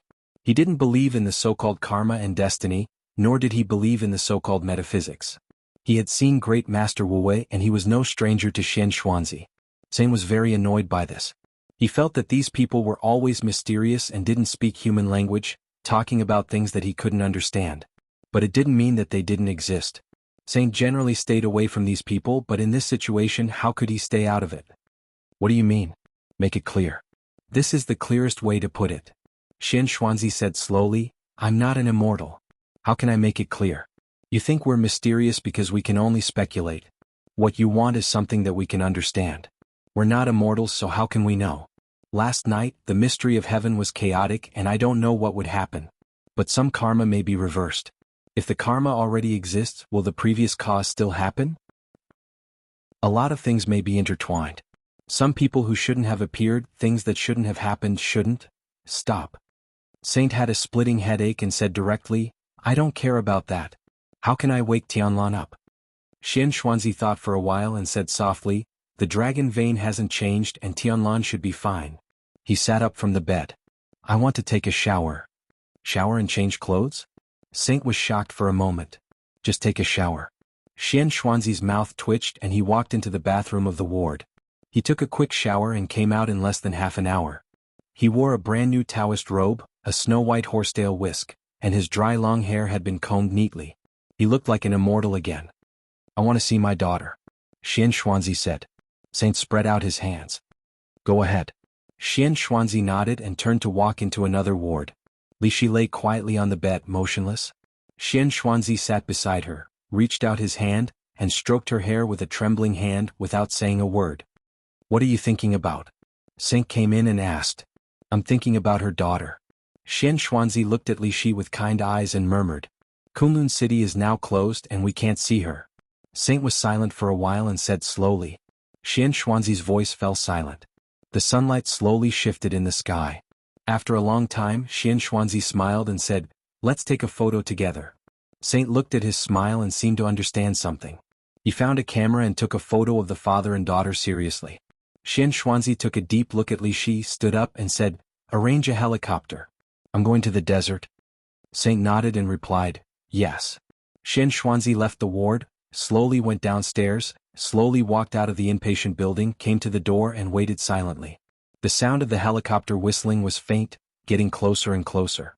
A monk, who looked a little tired, came from a distance. Xian Xuanzi took a few steps forward and took the small box with a flower on it from the monk. The helicopter gradually rose in the afternoon sunlight and flew to the desert. Body temperature is normal. Heartbeat is a little slow but very powerful. Combined with the physical strength of His Highness, heartbeat is normal. Blood pressure is normal and no virus is found in the blood. His Highness has no wound and he is very healthy. In the warden's dormitory of the desert prison, countless physicians and doctors of traditional Chinese medicine from various fields in Jianghu state were busy, and everyone's faces were obviously filled with helplessness and anxiety. Lieutenant General Xiao Mahai of Jianghu state stood at the door and looked at this scene with a pale face. His body was cold and he was at a loss. Li Tianlan had been in a coma for nearly a day. His coma came without warning and there was no clue at all. Xiao Mahai only remembered that countless white mist came out of his dormitory. The endless white mist almost covered the whole prison, completely ignoring the obstruction of the room. In the familiar prison, Xiao Mahai stumbled through the white mist, and it took him nearly an hour to find Li Tianlan in a coma. Xiao Mahai, who was almost scared silly, reported the situation to Dongqing Wudi at once. Dongqing Wudi and Bai Qingqian rushed to the desert prison as soon as possible. 3 hours after they arrived at the prison, a large medical team with various instruments also rushed over at the same time. The doctors had been busy until now. All kinds of instruments showed that Li Tianlan's physical indicators were completely normal, and doctors of traditional Chinese medicine did not find anything abnormal when they felt his pulse, but Li Tianlan was in a coma. It was inexplicable and everyone could not figure out what was going on. Did Tianlan show any discomfort before? Dongqing Wudi came to Xiao Mahai and asked. No. Xiao Mahai's body shook and he said with a wry smile, "When we had dinner together, His Highness said that his injury had recovered and he felt very good. But just after dinner he became like this. His Highness had dinner with us before he fell into a coma, and I also ate. After some leftovers were tested, it proved that there was no toxicity, and no poisonous gas was detected in the air. Minister, It's okay." Dongqing Wudi reached out and patted Xiao Mahai on the shoulder. "Don't worry." His voice was very calm. When he said this, he subconsciously glanced at Bai Qingqian beside him. Outside Hanggu Pass, when the weapons research base of the Dongqing clan was completely exploded, Bai Qingqian also vomited blood and was in a coma for a while, but there was no problem with the examination. Only a few hours later, Bai Qingqian woke up. Dongqing Wudi felt that Li Tianlan's current situation should be the same as Bai Qingqian's, but he did not know why he was in a coma for so long. "Do you want to go back to Yuzhou?" Bai Qingqian pulled Dongqing Wudi's hand and asked in a low voice. On this day the whole Jianghu state was a little chaotic. The news that President Li Huaqing suddenly fell into a coma when he met Yi Dongxing had spread in a small circle. At present, it was said that Yi Dongxing had been closely monitored. At such a sensitive time, Dongqing Wudi, as the standing minister of the army headquarters, was the most appropriate person to be in charge of Yuzhou. It was inevitable that he would be criticized if he came to the desert prison at this time. "It's okay." Dongqing Wudi shook his head. "The situation will not be chaotic. Don't worry." Bai Qingqian nodded and looked at Li Tianlan in the room with some concern and worry. In her sight, Li Tianlan's body lying on the bed suddenly moved. Then he sat up all of a sudden. The helicopter landed slowly less than 60 kilometers away from the prison. The wind and sand all over the sky roared and surged in the desert. In the long distance, the desert prison was only a vague outline in Xian Xuanzi's eyes. Xian Xuanzi got off the plane and stared in the direction of the prison, silent like a statue. "Master, what's here?" The pilot followed him off the plane and asked in confusion. "There's sand here." Xian Xuanzi smiled and looked into the distance. The desert prison appeared and said softly, "This is the place." The pilot blinked and was a little puzzled. Xian Xuanzi glanced at him and said with a smile, "Master, sorry to trouble you. I just want to come here. Now I'm here, you can go back." "Ah." The pilot took a serious look at Xian Xuanzi and asked again, "What about you, master?" "Don't worry about me." Xian Xuanzi smiled and shook his head. "Goodbye." The pilot hesitated and nodded. He got on the helicopter and glanced at Xian Xuanzi again. Xian Xuanzi smiled and waved his hand. The helicopter slowly rose into the air and gradually went away. Xian Xuanzi sat down facing the desert prison. He took out the earthen jar that contained the fate of the world and carefully placed it on the ground. The wind and sand in the desert gradually quieted down. Like a dragon that shows its head but never its tail. In that case it's better to never see it again. Xian Xuanzi whispered to himself. His eyes became dark, and the countless chaotic secrets of heaven and karma last night seemed to appear in his eyes again. Thousands of karma and countless luck rose and fell, intertwined, collided, and were in chaos. From the moment he opened his eyes, he already knew what he was going to do.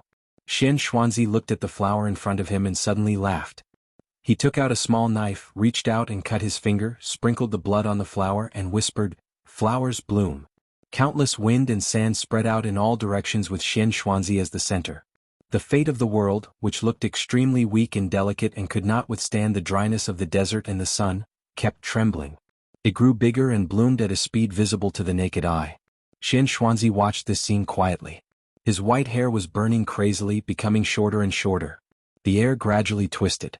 There seemed to be an invisible flame burning. There was no fire, but it was extremely hot. Xian Xuanzi looked at the flowers in front of him and laughed. Oh, Wu Wei! It was not until this moment that he vaguely understood that there might be destiny in this time, but neither heaven nor fate could be defied. He and Wu Wei had disturbed too many destinies, plus some other reasons which led to the disorder of karma last night. He wanted peace. There was destiny in this world. But there was no need for the so-called guru. The fate of the world kept blooming in front of him. A patch of green appeared in the desert, and a large number of flowers kept blooming. Xian Xuanzi's whole body seemed to be burning in an invisible flame. Before his consciousness returned to the darkness, he closed his eyes and whispered, "Flowers fade." The setting sun of the dusk completely fell.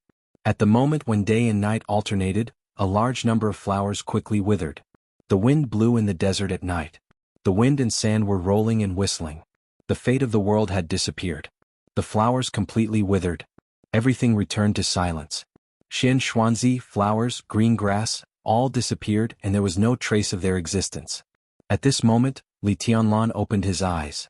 Li Huaqing raised his palm.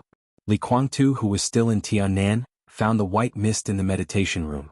On Mount Dibing, countless white mist from the south poured into Li Dongqing's body. Similarly, countless white mist floated out and rushed to the desert. The dragon moved its head but not its tail. They would never see each other if they were not supposed to. In the desert and on Mount Dibing, the two people who carried the dragon vein seemed to be completely intertwined. The fate of the world, flowers bloomed and fell.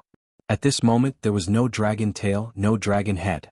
Both of them carried the complete dragon vein, but they were different dragon veins. Li Dongqing slowly lowered his head. Are you really summer solstice? He didn't know summer solstice, or he had never seen summer solstice in person. He knew summer solstice, but what he saw before was the tombstone and the portrait. Your name is Li Dongqing? Summer solstice endured the pain in her body, and her face became paler. She had never seen Li Dongqing. Li Dongqing didn't answer. He just looked at Beihai in the distance and took a deep breath.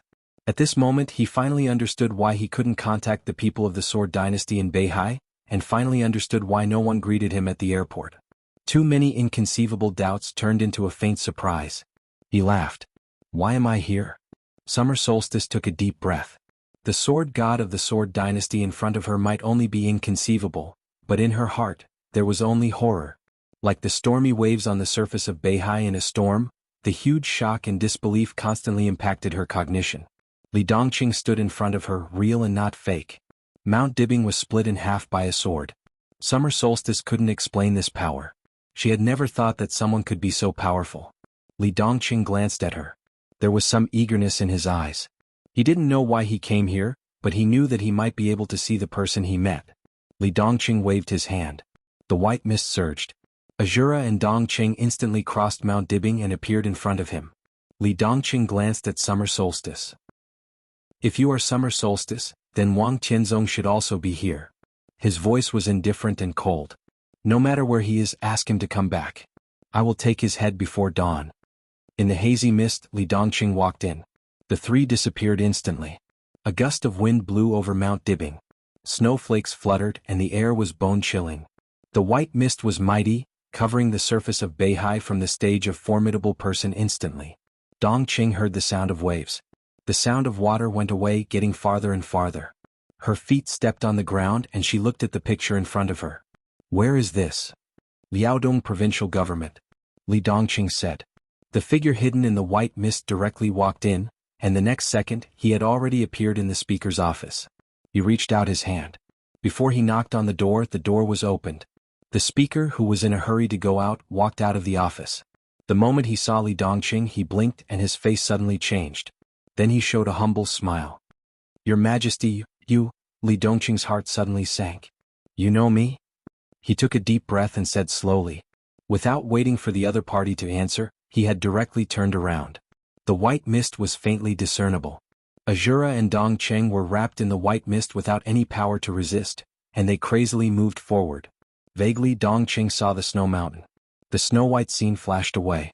The sea was already under their feet, and the waves were instantly far away. The road was crazily retreating, and the night view of the city and the desolation of the parish were constantly flashing. Dongqing didn't know how long it had been. The night seemed to be still, but it also seemed to be late at night. Li Dongqing stopped. A somewhat dilapidated ancestral hall appeared in front of the two. Dongqing didn't ask where it was. She knew very well where it was. Luojing Zhongyuan. The ancestral hall of the Dongqing clan. Li Dongqing's eyes became more and more indifferent. He was so familiar with all of this. But this was not what he wanted to see. The ancestral hall was instantly left behind. The highway, the mountain, and the lake all retreated. Dongqing grabbed Li Dongqing's sleeve in a daze. The wind blew through the white mist. In front of them was already a desert. The prison was lit. Li Dongqing walked out of the white weapon. The harsh alarm sounded in an instant. Dongqing didn't react at all. The sky full of lasers and artillery fire had directly covered every corner of the surrounding dozens of kilometers. Azura's expression changed dramatically. Such violent artillery fire, even if he was a super master who was about to break through the peak of the invincible realm, he couldn't bear it. Get out of here. Li Dongqing took a step forward, and in an instant, a vast sword aura suddenly burst out like an ocean. The surging sword light almost lifted the entire desert, and the powerful sword will tore the surface of the earth, penetrating deep into the ground. In the violent explosion, the two military bases located underground in the desert prison suddenly exploded, and the entire desert was shaking. The violent sound had already alerted the warden of the desert prison. Countless guards and wardens rushed out. The moment they saw Li Dongqing, their faces changed dramatically and they knelt down directly. Li Dongqing's expression was expressionless. He looked at the crowd kneeling in front of him and asked, "Do you know me too?" "Your Majesty, this I don't know." The warden was trembling all over and was already incoherent. "Why do you want to know me?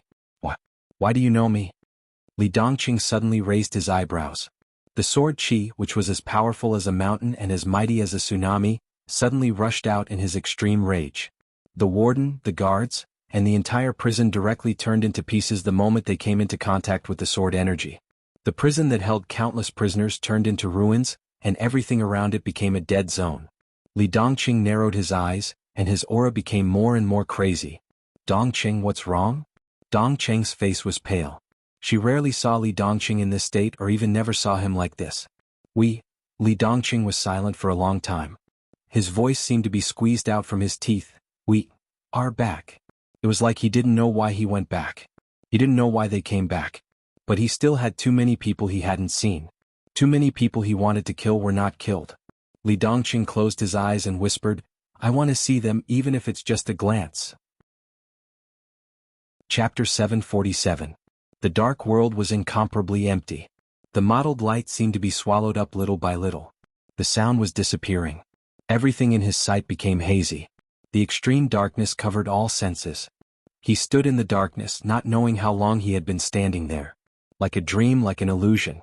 It was the same as when he had entered the narrow passageway in the prison a few years ago. Dead silence. Darkness. But the surroundings were no longer dull. He walked quietly in the boundless darkness. His consciousness seemed to be awake, but he was in a trance. He couldn't judge his state and he didn't even know where he was. In the absolute silence, there was no sound, no enemy, no sword. In the desolate environment, only he walked silently. There was darkness in front of him, and the road was so long that it seemed to have no end. Countless times of madness and despair had given him the strongest will. His mind was as calm as a rock. He just walked forward step by step toward the unknown that he could not see. Time seemed to have lost its meaning. His consciousness between sobriety and trance was so calm that he almost had no desire. He still remembered who he was, but he didn't know where he was going. There was wind in the boundless silence. He kept walking in the direction of the wind, neither fast nor slow, neither arrogant nor impatient. The darkness was still there. He didn't know how long he had walked. It seemed like an hour or a year. Finally he heard a voice in his ears. The voice was thin and anxious and kept ringing in his ears. He seemed to hear it clearly, but he couldn't understand the meaning of those voices. It was just like in a dream. Everything that was reasonable and illogical appeared in the dream as if it was a matter of course. He kept moving forward. His palms seemed to touch a door in the darkness.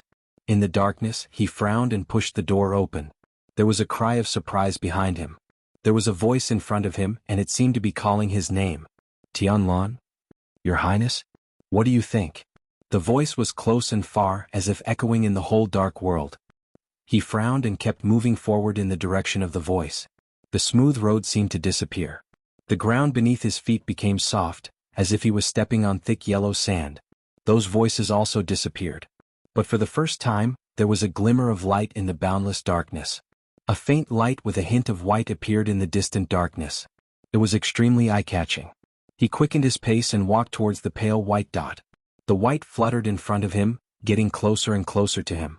Rich life force gathered in the white light. More and more white, ethereal and illusory, like the morning fog in winter, hazy and cold. He walked into the white mist. All the mist kept rushing into his body. Tiny sounds rang out incessantly, densely packed together. Like the wind blowing through the yellow sand, like the blooming and withering of flowers. The boundless mist kept surging towards his body. The whiteness increased and it became brighter and brighter. For the first time, the distant sky lit up with true light.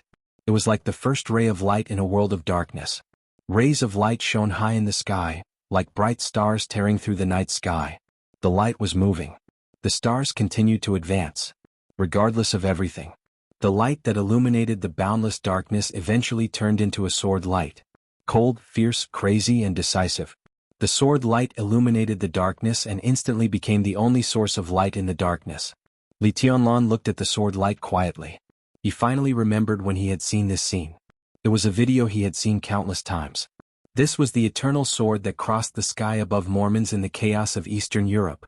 This was the most profound picture he had imprinted in his mind. But at this moment, this sword was no longer mighty, only the incomparably clear artistic conception was constantly moving forward. This was indeed a sword light.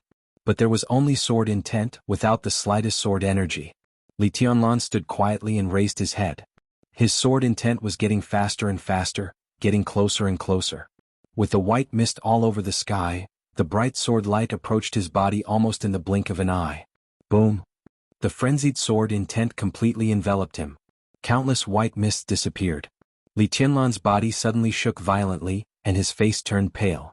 The sword intent that completely crashed into his arms instantly set off a chaotic storm in his body. At this moment he could clearly feel that there were a large number of dense scars inside his body. Vaguely, he seemed to be able to feel a weak and almost completely disappeared heartbeat beating with his heart. The feeling was indescribable, as if it was extremely warm.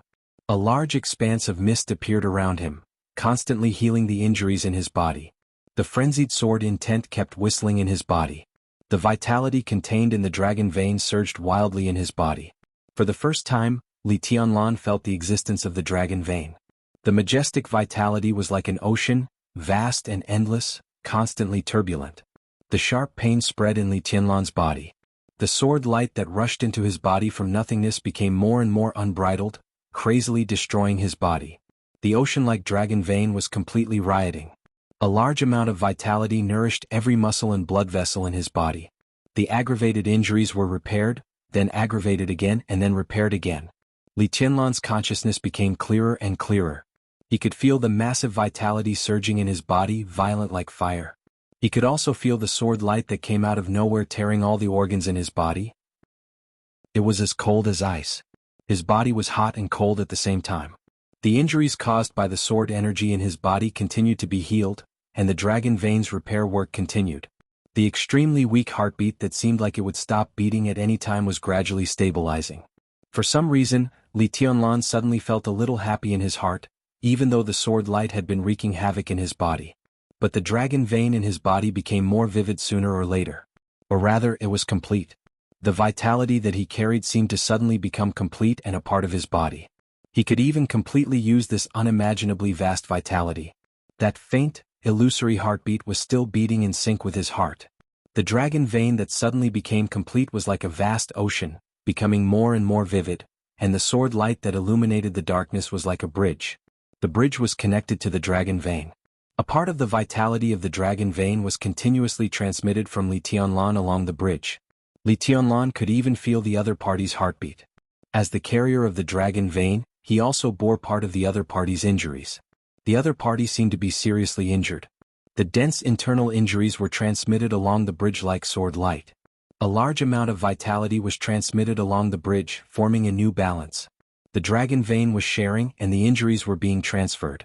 Li Tianlan felt that he should be a little annoyed, but when he felt the weak heartbeat, his emotions were only joy and peace.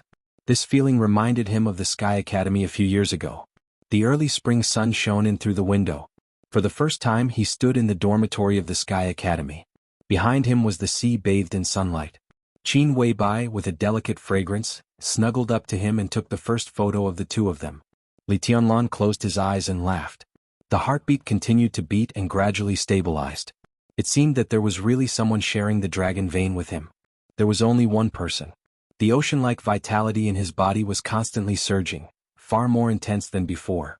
The endless vitality suppressed the injuries, and his body gradually calmed down. Li Tianlan closed his eyes. A pale white light grew brighter and brighter, gradually turning into a pale gold. He opened his eyes. The whole world was already golden.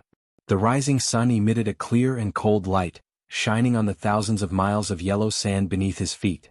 The refracted light shone with a myriad of colors. He stood in the desert, motionless, like an eternal silhouette. The last bit of white fog was absorbed by his body. The ocean-like vitality in his body clearly existed, and it was completely complete. Traces of injuries spread in his body and were repaired by the dragon vein. A new balance was formed between destruction and repair. Li Tianlan raised his palm and wiped the blood from the corner of his mouth, lost in thought. The faint heartbeat was still resonating with his. He could feel the other party's emotions just like him now, calm and happy. He suddenly missed Qin Weibai. He also wanted to know who was sharing the dragon vein with him. Li Tianlan slowly turned around. In his sight, Bai Qingqian was standing not far behind him and looking at him. Seeing him turn around, Bai Qingqian subconsciously took a step forward, her eyes a little uneasy. Behind Bai Qingqian was Xiao Mohai. Under the yellow sand there were only two people here. Bai. Li Tianlan opened his mouth. The roaring dragon vein in his body seemed to be completely complete, and his emotions and feelings seemed to have become more sensitive than before. Feeling Bai Qingqian's gaze, his heart suddenly beat a few times. His heart skipped a beat. He wanted to call Secretary Bai, but when the words came to his mouth, he called her Auntie instead. Bai Qingqian nodded, trotted over, and whispered, "Tianlan, are you okay?" "I'm fine." Li Tianlan shook his head and looked around. There was only yellow sand around. The outline of the desert prison could be faintly seen in the distance. He frowned and whispered, "Why am I here?" Bai Qingqian hesitated and glanced at Xiao Mohai. Xiao Mohai shook his head with a wry smile. "Your Highness, you suddenly fell into a coma the day before yesterday. The minister and secretary Bai brought a medical team, but they couldn't find out why you fell into a coma. Yesterday evening you suddenly woke up, but it seemed that you didn't know anyone, and it seemed that you didn't wake up. Then you walked out of the prison by yourself, came here and stood here all night." He hesitated, glanced at Li Tianlan and whispered, "I asked the doctor. The doctor said that you have been under too much pressure recently, so you have sleepwalking symptoms. This may also have something to do with your coma. The doctor said that you are very healthy, but he suggested that you rest more at ordinary times and don't put too much pressure on yourself." "Too much pressure? Sleepwalking? Rest more?" Li Tianlan blinked blankly. He didn't know what Xiao Mohai was talking about. He didn't think he was sleepwalking. The faint heartbeat was still resonating with his. He shook his head hard, looked at Bai Qingqian and whispered, "Auntie, where is the minister?" Bai Qingqian's expression changed slightly, and she seemed to remember something. "He went back overnight for an urgent matter. He should have a meeting in Yuzhou." Li Tianlan was a little curious. What happened? What could make Dongqing Wudi rush back to Yuzhou from the desert overnight? What could happen in Jianghu state now? It's about Beihai. Bai Qingqian whispered, "It is said that Beihai was attacked by a mysterious expert yesterday. Summer Solstice was seriously injured, and Mount Dibing suffered heavy losses." Li Tianlan's eyes narrowed. Mysterious expert? Although Mount Dibing now lacked high-end combat power, it was not easy to break through. He did go up Mount Dibing, but that was when Dongqing Wudi took away the internal security forces and Heaven Punishment Troop. Mount Dibing lacked manpower and a large number of weapons were unmanned, so it seemed easy. In fact, if the internal security forces and Heaven Punishment Troop were both there, even if he had Shenyuan sword in his hand, it was destined to be a hard fight to go up the mountain. The internal security forces might not be scary, but the elite level of Heaven Punishment Troop and the countless weapons on Mount Dibing were not to be trifled with. And Summer Solstice was seriously injured? Given her physical condition, how could she be seriously injured? "Is there a video?" he asked suddenly. "I'll inform Wudi to send a copy." Bai Qingqian took out her mobile phone. Li Tianlan nodded, glanced at Xiao Mahai and said, "Computer. I'll arrange a car to take your highness back right away." Li Tianlan looked at the blurred desert prison in the distance and suddenly thought of something. No need. He thought of something and took a step forward. The hazy fog spread out and the three of them disappeared from where they were. When they reappeared, they were already 100 meters away. Wisps of mist permeated the corridor of the desert prison. Li Tianlan slowly walked out of the fog. Xiao Mahai, who had been in a state of sluggishness, suddenly came to his senses. Looking at the familiar dormitory door, he shook his head in confusion and finally raised his hand to look at his watch. It was at least 50 kilometers away. Nearly half an hour. With two people. Xiao Mahai's head shook. He didn't know how Li Tianlan did it and what the hell was that fog. Li Tianlan pushed the door open and entered Xiao Mahai's dormitory. The computer in the dormitory was on. A video waiting to be received had been sent over. Li Tianlan walked to the computer and clicked accept. The speed of file transmission was extremely fast. In the desert prison where there were no additional entertainment facilities, the internet became the most important entertainment facility in Xiao Mahai's daily life. Therefore, in the dormitory he completely used the military network, and the computer was also the best configuration. When he moved into the dormitory for the first time, he scanned through Lieutenant General Xiao Mahai's computer nearly 800 adult movies, more than 40 online games, and nearly a terabyte of undownloaded torrents. It could be seen how serious the degradation of soldiers was in such a remote place. The file transmission was extremely fast. Li Tianlan sat in front of the computer, and Xiao Mahai had taken the initiative to pour a cup of tea for Li Tianlan. The extremely beautiful greenery near Mount Dibing in Beihai appeared in the video. Li Tianlan silently clicked on the full-screen mode, thinking about how strong the so-called mysterious expert who attacked Beihai was. It is said that there are 3 attackers, 2 men and 1 woman.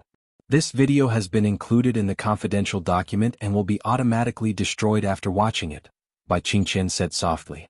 Bai Qingqian said softly. As the speaker of Liaodong, she was very likely to enter the parliament of Jianghu state. Last night, she had received the notice that the whole Jianghu state seemed to be facing a formidable enemy because of the attacker. Bai Qingqian was very curious about what kind of attacker could make Jianghu state so nervous. Li Tianlan nodded and stared at the screen without speaking. There were tens of thousands of monitors on Mount Dibing, which was enough to monitor every corner of Mount Dibing at any time and anywhere. The automatic weapon system also had the function of search and identification. Even if Mount Dibing was attacked, how heavy the loss would be. The angle of the video surveillance was facing the mountain road. A pure black Rolls-Royce appeared on the screen. Li Tianlan slightly raised his eyebrows. The Rolls-Royce in the video had a foreign license plate. The Rolls-Royce stopped in front of the mountain road. A young man with almost perfect appearance and figure got out of the car and looked at Mount Dibing. The mixed-race bodyguard and the woman with extremely cold temperament followed him and seemed to be talking about something. Li Tianlan frowned and looked at the screen seriously.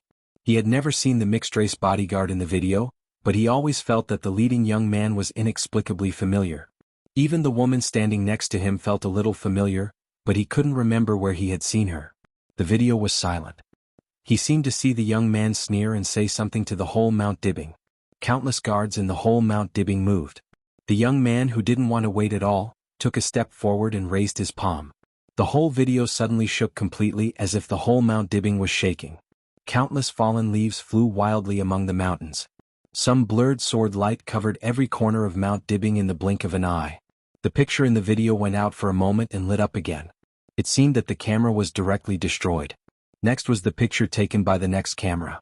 The picture on the screen kept flickering, went out and lit up again. One by one the cameras were completely destroyed. The falling leaves flying all over the sky almost filled the whole screen. Li Tianlan couldn't see anything except the falling leaves. The earth kept shaking in the silent video. The weapon system on Mount Dibing seemed to be firing, but all the light was blocked by the falling leaves. The firepower was directly suppressed by the most powerful posture in an instant. Blood occasionally flowed on the screen that went out and lit up again. It seemed that the guards near the camera had died in the falling leaves. The whole Mount Dibing kept shaking, and all the weapons seemed to be completely shattered. The falling leaves that filled the whole screen rushed all the way from the foot of the mountain to the top of the mountain, covering the sky and the sun. Mount Dibing, with flowers and forests, instantly turned into a white land in the falling leaves. The blurred sword light flew horizontally and vertically and rushed to the top of the mountain. The whole Mount Dibing was like a huge piece of tofu that was split open by a sword. The laboratories hidden in the belly of the mountain exploded one after another. The pavilions that had been rebuilt on the top of the mountain were completely shattered. The falling leaves kept flying, but the picture was completely dark. The last camera was destroyed. Vaguely, the falling leaf seemed to rush in the direction of the stage of formidable person. Li Tianlan squinted and thought. From the video he couldn't see much about this sword. He could only see that this sword was very strong, but he couldn't tell how strong it was. The progress bar was pulled to the end. A picture appeared on the screen. 2 bare peaks appeared on the screen. The distance between the peaks was very close, but there was a cliff dozens of meters wide and more than a kilometer deep in the middle. Where is this? Li Tianlan asked inexplicably. This is. Bai Qingqian hesitated. This is Mount Dibing. Li Tianlan's pupils suddenly contracted for a moment. He turned his head and stared at the picture on the screen. How did Mount Dibing become like this? The 2 bare peaks stood quietly. Li Tianlan looked at the cliff. The cliff, which was thousands of meters deep, was extremely smooth. The whole process was completed in one go without any hindrance. He thought about the scale of Mount Dibing seriously. It was the largest and highest peak of the Wang family of Beihai. It was 2,000 meters above sea level and covered an area of nearly 100,000 square meters. From the foot of the mountain to the top, Li Tianlan suddenly fell silent. At this moment, his heart suddenly became extremely cold. At this moment he vaguely realized what kind of sword move it was. Someone stood at the foot of Mount Dibing and made a sword move at a distance of tens of thousands of meters. The sword light swept across heaven and earth, swept everything within a radius of tens of thousands of meters, and destroyed all the weapon systems on Mount Dibing. The mighty sword light instantly tore apart the 2,000-meter-high peak. It directly hurt summer solstice at the other end of tens of thousands of meters away. Ridiculous? Li Tianlan thought it was really ridiculous. But everything in the video had already proven this point. This sword move? Li Tianlan's face was cloudy. Is this really a sword move? Xiao Mahai's voice trembled a little and his face was pale. As an expert of the thunder-shocking realm, he almost didn't dare to think about what this sword move represented. This sword move is very powerful. Bai Qingqian said. Is more than powerful. Li Tianlan smiled bitterly. If I'm right, no one in the dark world can do this. What about Wang Tianzong? Bai Qingqian asked. The whole world knew that Wang Tianzong had completely broken through the invincible realm in Eastern Europe and entered a new level. That realm represented the ruling power of the Chosen One in this era. Li Tianlan was silent for a while. His sword intent had long been flawless. Therefore he could clearly see the end of martial arts. Because of this, no one in the world knew better than him what this sword move meant. He should be able to do it, but he won't be as skillful as the man in the video. He just raised his hand, Li Tianlan said slowly. At least he couldn't have done it so easily at that time. If he hadn't been injured in Eastern Europe and given a few years to let him reach the real peak, Wang Tianzong should have been able to do it. The Chosen One? Xiao Mahai's voice trembled a little. Li Tianlan twitched the corner of his mouth and said softly, more than that. This is the Chosen One in the peak state, the one who has really reached the end of martial arts. That state, for most of the current martial artists, even for the experts of the invincible realm, is equivalent to God. He is invincible and irresistible. Who is he? Bai Qingqian suddenly asked. Li Tianlan smiled bitterly. How could he know? It was impossible for such a person to exist in the current dark world, or in other words, the situation of his existence was not right. Based on the strength of the sword move shown by the other party in the video, not to mention the current dark world, even the invincible realm experts of the divine and holy lists could not do anything to him. Standing at that level, the invincible realm was also a non-entity. That was the Real Supreme. In Li Tianlan's view, the only thing that could threaten such a person's life and death was the eternal sword in Eastern Europe. Or Wang Tianzong, who had completely stabilized his realm after recovering from his injury. If there was such a person, how could the current dark world be in chaos? All the superpowers could only crawl in front of him. When individual strength reached that level, he didn't even need any forces. He alone was enough to sweep and even completely rule the entire dark world. Such a person should not exist. But he did exist. He was in the video. And he went to Beihai yesterday and directly destroyed Mount Dibing with one sword move. That was what puzzled Li Tianlan. If the other party really had a grudge against the Wang family of Beihai, how could Summer Solstice just be seriously injured? And if there was really such a person who had a grudge against the Wang family of Beihai, how could the Wang family of Beihai exist until now? Li Tianlan pulled back the progress bar of the video.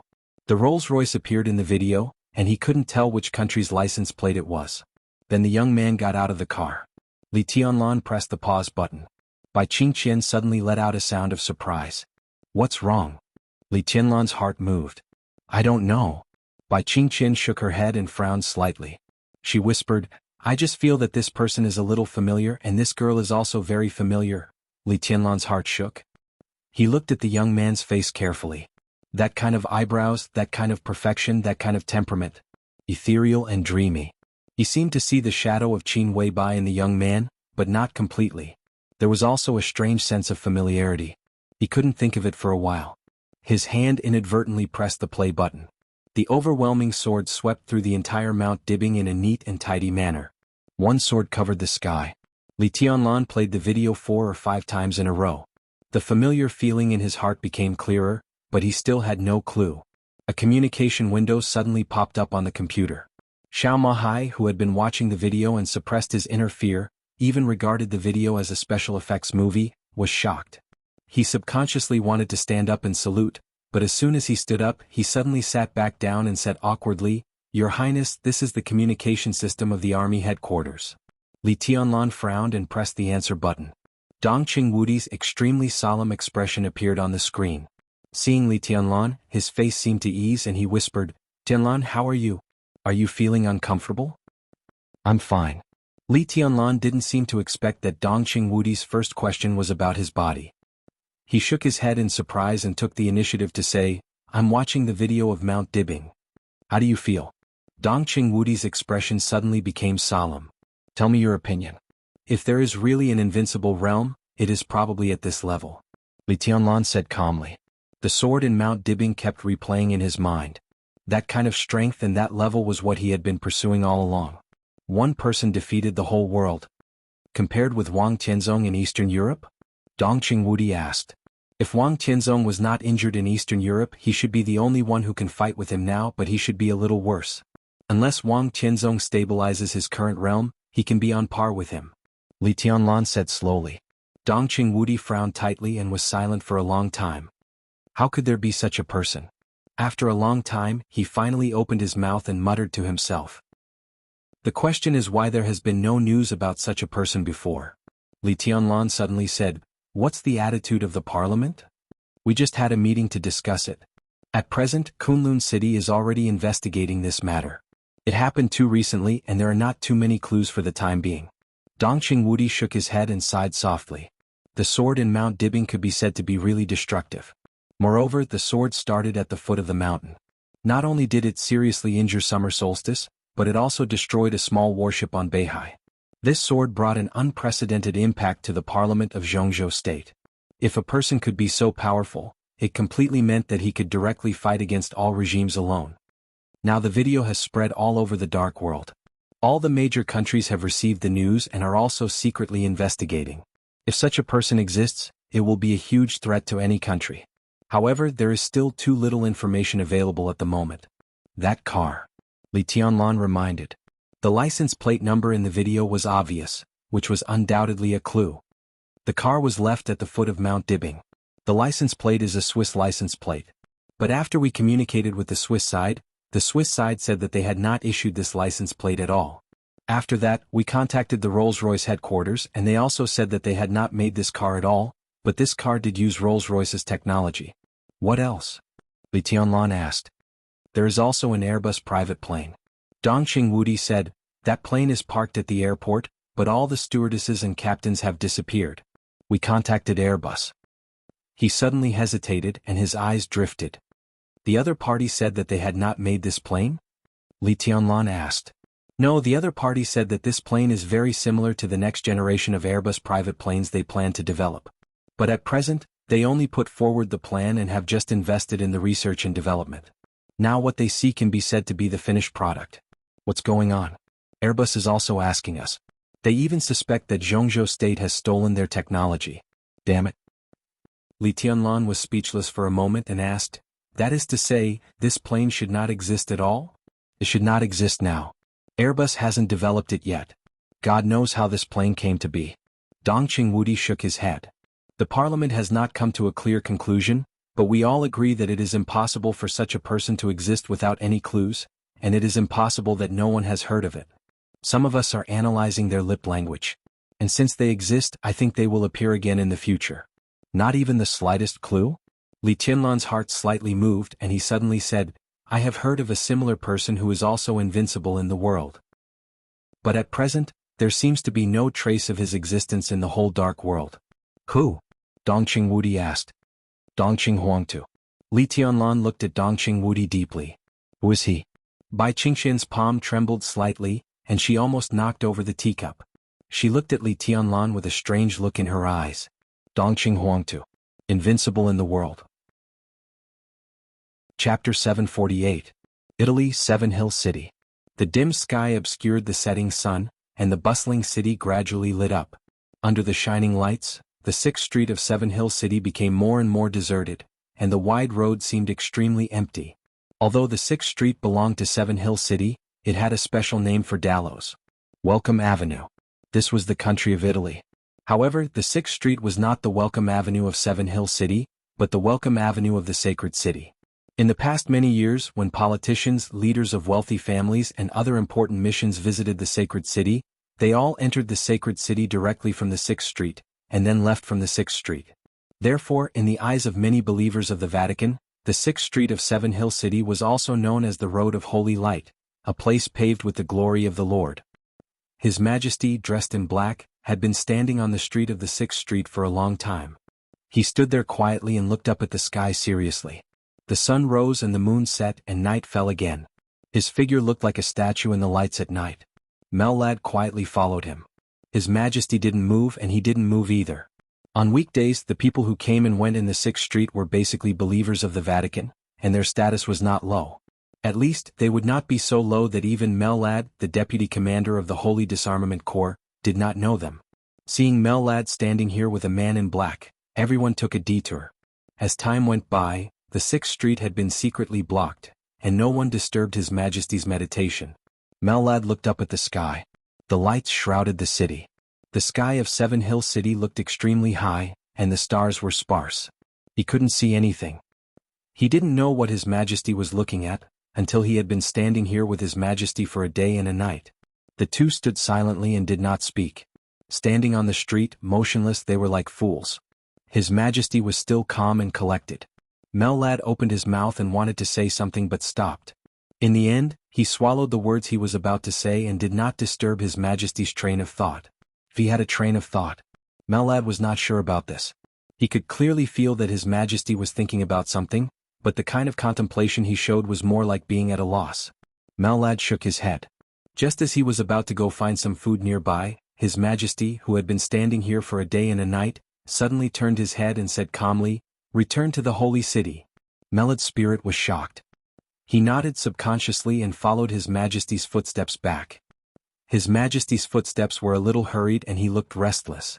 "Your Majesty, what did you see?" Mellad asked cautiously. His Majesty paused, turned to look at him and slowly said, "I didn't see anything." Mellad let out an ah. His Majesty had already turned around and continued, "But this is the worst. I have a very bad feeling. It seems that something is going to happen." Intuition? Mellad was a little disapproving. "Don't look down on my intuition. My intuition has always been very accurate. I've had this feeling once and I don't want to experience it again. His Majesty said lightly. But nothing has happened yet. Our prospects are very good. Mellad was a little helpless. Now it seems that the situation is very favorable to us. His Majesty turned around and stretched out a hand to Mellad. Mellad was stunned and watched His Majesty roll up his cuffs. Under the cuffs was a very smooth and white arm that could even make women jealous. His Majesty curled his fingers on his wrist and suddenly pulled it a little. The smooth skin was instantly opened, but there was no blood. His Majesty casually threw the skin on his arm to the ground and slowly said, "This layer of skin is fake. Do you see it, Mellad?" Mellad lowered his head. In his sight, scars appeared one after another on His Majesty's real arm. For a moment, Mellad couldn't describe this arm at all. There were too many dense scars, almost covering every inch of flesh on His Majesty's arm. This seemed to be a new wound and the large scars looked like they had just scabbed. Mellad was a little confused. It's an injury from many years ago. His Majesty rolled up his cuffs again and said blandly, "Back then, I wanted to kill a woman who was completely crazy. She cut me with a sword before she died. Such scars are everywhere on my body.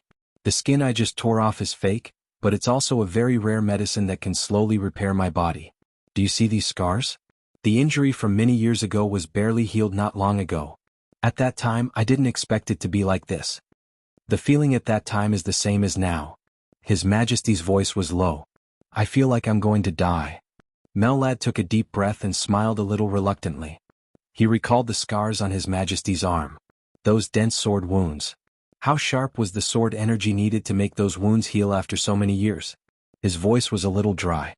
"Your Majesty, I don't think anyone can kill you now." "Don't talk nonsense." His Majesty sped up. "Let's go see the Pope." The two of them returned to the Holy City as fast as they could. They passed by the Holy Church. With Mellad leading the way, they directly entered the Holy Palace. In the Palace of the Holy Palace, the Pope, who was dressed in a white robe, was admiring a collection of medieval poems under the soft light. Hearing the sound of footsteps, he slowly raised his head and narrowed his eyes. His Majesty looked at him quietly and did not speak. "My friend, your spirit doesn't look very good." The Pope took the initiative to break the silence and smiled gently. "What are you confused about?" "It's not important." His Majesty said blandly, "I need you to help me once." The Pope nodded, reached out to pour a cup of black tea and said slowly, "Tell me about it." "I need you to crown me." His Majesty said in a deep voice. Mellad, who was behind His Majesty, opened his mouth wide and looked at His Majesty with a strange look in his eyes. His Majesty's movements were slightly sluggish. He raised his head and said calmly, "Are you kidding? What do you think?" His Majesty asked. The Pope put down the teacup and said slowly, "I can't do it, my friend. Your spirit is very strong. In terms of willpower, you can be said to be one of the most strong-willed people I have ever seen. The coronation comes from the power of the spiritual level.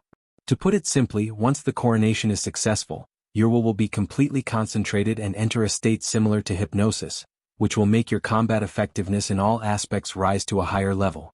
But although I am in the transcendent realm, my spirit can't affect you at all. My coronation has no effect on you." "This is not what I want to hear." His Majesty said slowly, "You can't hypnotize me, but you still have a way to make my will more concentrated. Your Majesty the Pope, don't deny it. You can't deceive me in this regard. You don't want to do it because you're not willing to pay the price. Is that right?" The Pope narrowed his eyes.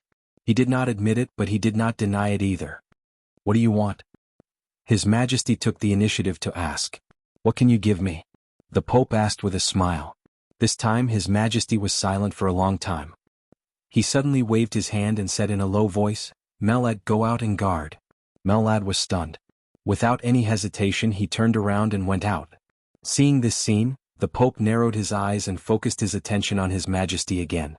His Majesty took 2 steps forward and sat in front of the Pope. The light in the Pope's eyes flickered constantly, and he looked a little playful.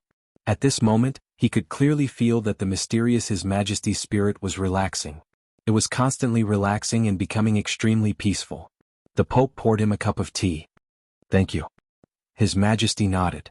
After hesitating for a moment, he reached out and took off the human skin on his face. A mask.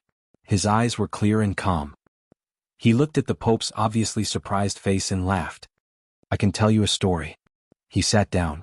In front of the Pope, he closed his eyes and said, "See for yourself." Bang! A small explosion suddenly exploded on the test bench. Flames and frost flashed at the same time. The thick alloy steel plate was almost instantly coated with a thick layer of frost. The moment the frost formed, the raging flames flickered for a moment. The dull burning sound lasted for a second, and the thick alloy immediately turned into a pile of black ashes. But the black ashes were not the remains of the burning. The black dust fluttered and fell to the ground, shining with a layer of extremely strange black-blue light. Obviously, this was a kind of extremely destructive poison. Her pure white palm trembled. Her expression slowly returned to calmness. She took a deep breath and accepted another failure. She walked to another test bench, picked up the communicator and said calmly, "Soma." "Hello, Dr. Murphy." A soft female voice sounded from the communicator. "Inform the biochemistry department that the 6th experiment has failed. Ask them to come and extract the failed samples for analysis. The data they gave is not accurate. I need to figure out the specific composition of this damn thing. I need the most detailed data." The woman suppressed the anxiety in her heart, but the anger in her tone was still rising subconsciously. "Okay." On the other end of the communicator, Soma's voice was still soft and elegant. The communication was hung up. Dr. Murphy's slender body softly slumped into the chair, lost in thought. From the perspective of Westerners' aesthetics, Dr. Murphy was a standard beauty. Although she was already in her 30s, she did not look as old as Westerners of the same age. Her tall figure was still hot. She was curvy, her skin was white and tender, her facial features were well defined, and she did not even have crow's feet at the corners of her eyes. In this mysterious laboratory, the graceful Dr. Murphy could be said to be an extremely eye-catching scenery. The laboratory was silent. After the experiment failed, the pile of black ashes shone with a strange luster, as if it was flickering. Murphy took out a cigarette, lit it and took a deep puff. There was a touch of helpless pain in her trembling eyes. It had been 7 months since she came here. She could clearly feel that she was haggard. Although she was still doing the work she liked, the seemingly endless darkness in front of her made her extremely desperate. Dr. Murphy Staney Wilson. Internationally, this was not a very prominent name and very few people had even heard of this name. But in Star State this was a very important figure.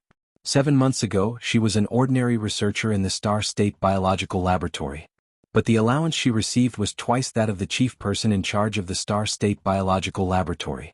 To some extent, she could be said to be the most core figure in the Star State Biological Laboratory, but she had been secretly protected by the Star State, reducing all exposure.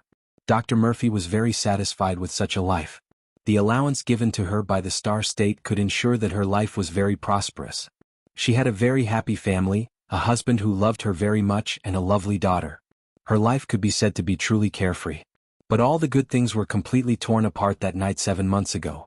A group of mysterious people rushed directly into her home. While she was watching TV with her lover, the mysterious people directly captured her family of 3. The family of 3 was completely knocked out and when they woke up they were already here. 7 months. Until now they did not even know who the enemy was, let alone have access to the slightest news from the outside world.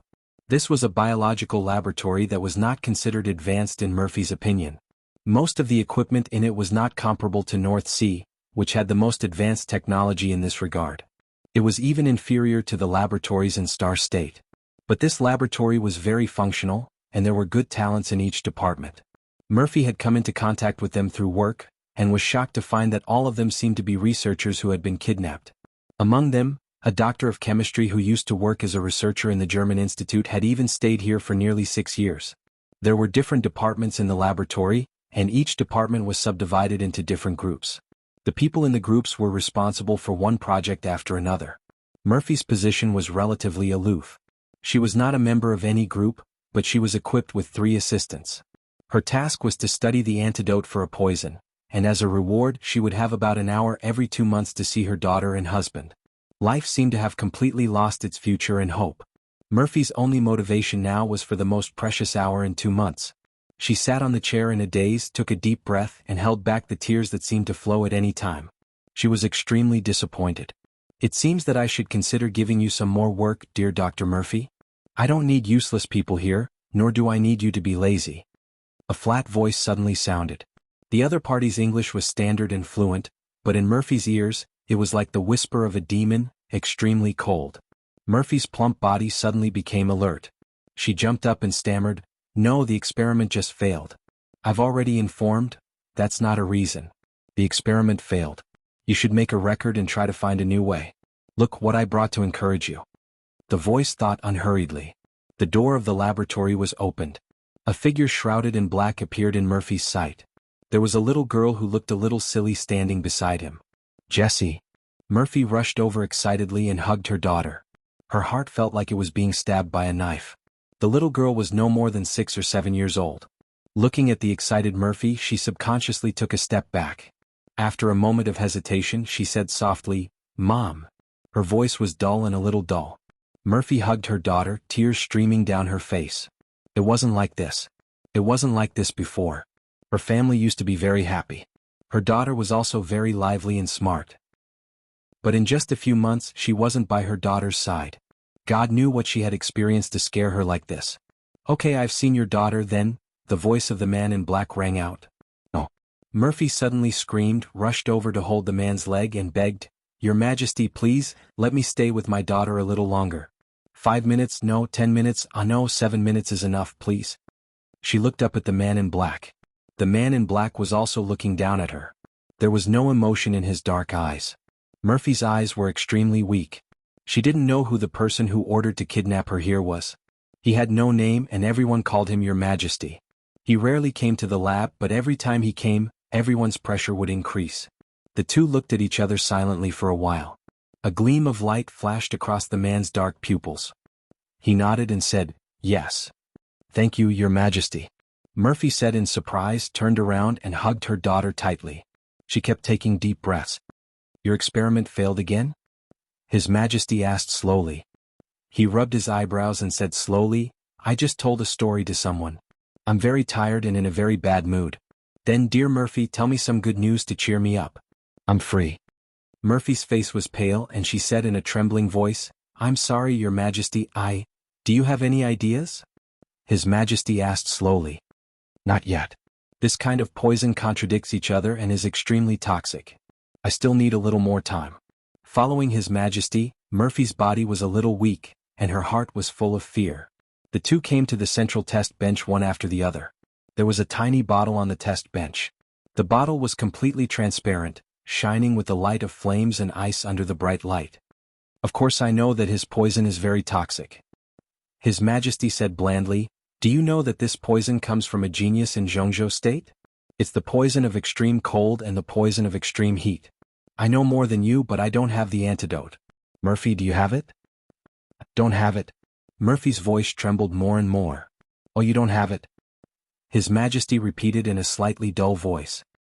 He sighed slowly and said, "Murphy, I'm very disappointed." He turned around and looked at the little girl whose hand was held by Murphy. His voice became soft. "How old is she?" Murphy's body suddenly shook and his voice became soft.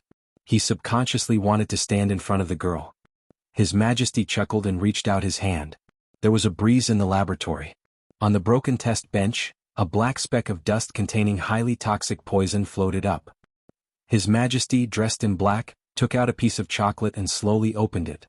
The black speck of dust fell on the chocolate. His Majesty smiled gently, handed the chocolate to the girl and said softly, "Eat it." "Your Majesty." There was no trace of blood on Murphy's face. She suddenly knelt down and kowtowed frantically to His Majesty, tears streaming down her face. Her forehead touched the hard floor with great force. His Majesty could even feel the floor under his feet shaking. Blood instantly flowed out of Murphy's smooth forehead, mixing with his tears. She looked extremely embarrassed. "Your Majesty, please don't. She's still a child. Please don't." An extremely shrill cry rang out in the laboratory. Bang. His Majesty casually kicked Murphy's head. Her body slid more than 10 meters away and hit the test bench hard, making a dull sound. "Mom?" The little girl subconsciously turned around and shouted. His Majesty had reached out and grabbed the little girl's hair. "Your Majesty, don't." Murphy's head was covered in blood. She desperately crawled toward her daughter. His Majesty's eyes were cold. He pinched the little girl's mouth and put the chocolate directly into her mouth. Murphy was dumbfounded. Her whole body froze in place. After a long time she let out an extremely shrill scream of despair. "Don't worry." His Majesty's voice sounded. "This poison has contaminated the alloy. The toxicity has decreased and the amount is very small. Your daughter won't die at least for a few months." His voice was soft and clear. "Dear Murphy, if you want to save your daughter, you have to work hard. I want the antidote. Do you understand?" He smiled and patted the little girl's face. "Look, what a lovely child. What an innocent child. I believe you, Murphy. Save her. I beg you, okay?" In the soft voice, Murphy lay there in a daze. The blood on her forehead kept flowing down along with her tears and she couldn't stop it. His Majesty took the girl's hand and walked out. The moment the door closed, the girl stood at the door, looked at her mother lying inside and said softly, "Mom." The target's physical data has stabilized. Most of the data is below the minimum value, but it has stopped declining. Switzerland, Forgotten City. In the biological laboratory, Nayland Shuring stared at the data fed back on the screen and finally breathed a sigh of relief. "What does this mean?" Lin Fengting asked immediately. "This means that the target has escaped from the situation of certain death. We have completed the initial prediction. Now she is not a living person, but she is not dead either." Nayland Shuring's voice was a little tired. "Next, she needs to wait. The effect of the war god's body is very good for her. This time the fusion is almost perfect, but her injuries are too heavy. I need to develop the third generation of eternal life as soon as possible so that she can recover." She paused and continued, "As for the next period of time, she can only sleep like this. I don't want it to take a long time." Qin Weibai turned to look at Nayland Shuring. "She can't afford to wait and neither can we. Dr. Nayland, I don't want to threaten you, but the development of eternal life must be accelerated. Otherwise your Wang family of Beihai may not be able to afford to wait." Nayland Shuring's face darkened for a moment, but she still nodded. She didn't say much to Qin Weibai. She just looked at Lin Fengyue on the side and whispered, "I'm going back to Tianan soon. There are some things I need to communicate with you. I'll come here about once a month. During this period please take care of her." "Okay." Lin Fengshue nodded and stretched out her hand. "This way please." Nayland Shuring nodded and followed Lin Fengyue. Qin Weibai stood behind and quietly looked at Nayland Shuring's back. The light in her eyes became more and more complicated. "You shouldn't be too tough." Lin Fengting was silent for a moment and glanced at Qin Weibai. "At present, no one can replace Nayland Shuring. I will pay attention to her attitude and give her a warning, but your attitude can be softer." Qin Weibai was silent for a while. She also knew that her attitude was a little aggressive. So she nodded and said, "I will try to ease it." She took a deep breath and whispered, "Horsewoman." "Boss." Horsewoman took a step forward. "Haven't you found the person I asked you to find?" Qin Weibai's tone was a little tired. "No. At present, I have mobilized the intelligence organization of the Lin clan according to your order, but the news we got is that the target has been kidnapped and disappeared 7 months ago. The family of 3 has all disappeared. Their family has chosen to call the police. Star State is very angry about this. The FBI has been investigating some suspects, but so far there has been no result." Horsewoman shook her head and smiled bitterly. "Is that Dr. Murphy really so important?" Lin Fengting raised his eyebrows. Qin Weibai had used the intelligence system of the Lin clan to find a researcher named Murphy in Star State. He naturally knew about this, but he had never heard of this name. "Maybe she is more important than you think." Qin Weibai whispered, "This is the only candidate I can think of who can replace Nayland Shuring. She may be a little worse, but she is relatively the best. Nayland Shuring is not reliable, so we at least need a good enough candidate." Lin Fengting sighed softly and was about to speak. Grunt, grunt, grunt. A series of subtle sounds suddenly rang out. Lin Fengting and Qin Weibai were stunned. Their faces suddenly changed. They turned around at the same time and looked at the huge nutrition chamber behind them. In the nutrition chamber, at this time, countless nutrient solutions were constantly evaporating at a very fast speed. Lin Fengyue, who had just disappeared, suddenly pushed open the door of the small laboratory and rushed out. She said excitedly, "All the data of the injured are recovering, and all the data have broken through the minimum value. Her condition is improving. My God, it's incredible." "Really, Puff?" As soon as Qin Weibai opened her mouth, a mouthful of blood suddenly gushed out of her mouth without warning. A thin layer of white mist instantly enveloped her body. Her body trembled and she struggled to say something, but her body softly fell to the ground. Everyone's face changed dramatically. "Boss." Horsewoman suddenly screamed. Qin Weibai tried to open her eyes. Her eyes were focused, but everything in her sight began to become dark. In the endless darkness, a light was emerging little by little. The corner of her mouth moved. The darkness disappeared completely. A flame completely occupied the dark night, burning crazily in her consciousness, and then disappeared in a flash. Apex. Chapter 749. Qin Weibai snorted softly. Crystal beads of blood flowed down from the corners of her mouth, and an inexplicable pain swept through her whole body. Her face suddenly turned snow-white, and her whole body trembled violently. A fine white mist surged out of her body. It was hazy and full of vitality. The white mist appeared and disappeared, quickly absorbed by her. She opened her eyes wide and swayed, but her consciousness became extremely clear. She couldn't even faint if she wanted to. The scene in front of her seemed to have completely returned to normal. She could see the ceiling of the laboratory and countless high-tech instruments were working. Lin Fengting's face was extremely ugly, and he asked loudly what was going on. Farther away, Lin Fengxue and Nalin Shering had come out quickly. Some researchers had already rushed over to open an instrument that could detect physical indicators. Horsewoman carefully picked her up and rushed to the instrument. The familiar scene disappeared. Her vision turned pitch black again. A burning flame appeared in the pitch-black space. The fire kept rising. The severe pain swept through her whole body like a storm. She couldn't help but groan and clenched her fists tightly. What the hell is going on? Lin Fengting was completely inexplicable. A minute ago, Qin Weibai was fine, and he had never heard of her having any disease or injury. But now she suddenly became like this. Lin Fengting hated this feeling. In the next 20 years, Qin Weibai would be extremely important to the entire Lin clan. She was now the acting patriarch of the Lin clan. To put it bluntly, her current safety was even more important than Lin Fengting's own. Record her physical data and do a detailed examination immediately. Prepare to activate the number 3 drug and stabilize her condition first. Nalin Shering said in a hurried tone. Horsewoman carefully held Qin Weibai and put her in the instrument. It was less than 10 meters away, but she had already broken out in a cold sweat. Qin Weibai's body was completely in contact with the instrument. The instrument, which had already started to operate, suddenly lit up a large number of signal lights. A hazy light curtain filled the inside of the instrument, completely enveloping Qin Weibai's body. The white mist around her was still slightly undulating, and the whole picture looked extremely psychedelic. The hazy light curtain kept scanning Qin Weibai's body. Nalin Shering stood in front of an instrument and operated the screen. Countless data was brushed up like a stream and was quickly recorded. A virtual image of Qin Weibai's physical condition emerged. The image was dynamic, and it was constantly analyzing the situation inside Qin Weibai's body. Nalin Shering stared at the screen, and her eyes became more and more confused, as if she had encountered something very difficult to understand. What happened? Lin Fengting walked over and asked in a deep voice as he looked at the patterns and data that he couldn't understand. The situation is a bit strange. Nalin Shering shook her head. What a powerful vitality. What do you mean? Lin Fengting asked.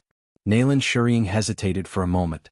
Instead of answering directly, she quickly switched the screen. The big screen immediately split into 2 screens, and 2 virtual images appeared. The data on the 2 screens kept alternating. Nalin Shering watched for a while, and her eyes gradually lit up with disbelief. She said softly, "What the hell is going on?" "I'm the one asking you." Lin Fengting's tone was a little impatient. Qin Weibai suddenly became like this, which really tested her mentality. At present, according to the data analysis of the instrument, Boss Qin's situation is the same as that of the person inside. Nalin Shering finally spoke. As she spoke, she pointed to the closed nutrition chamber nearby. "What do you mean?" Lin Fengting's body shook violently. "The same situation. Did Qin Weibai also need the body of the god of war and a long sleep?" Lin Fengting's eyes became cold in an instant. He looked at Nalin Shering and said in a cold voice, "Make it clear. The person inside was so seriously injured because of the 13th floor. But this matter had nothing to do with Qin Weibai. How could their situation be the same? If someone had done something, Nalin Shering was the most suspicious person among all the people present. Did something happen to the Wang family of Beihai? Lin Fengting's eyes flickered. He could tolerate many things, but if Nalin Shering really attacked Qin Weibai, he could not tolerate it. The Lin clan could not tolerate it either. Qin Weibai might have many identities, but she was now the patriarch of the Lin clan.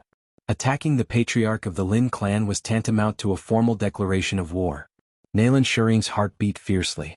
Facing Lin Fengting's cold eyes, she shook her head and said, "You misunderstood me. Bosch Qin is fine at present, but her injury is exactly the same as that of the person inside. But compared with the person inside, the damage to her body is very light. They have the same kind of injury, but the severity is different.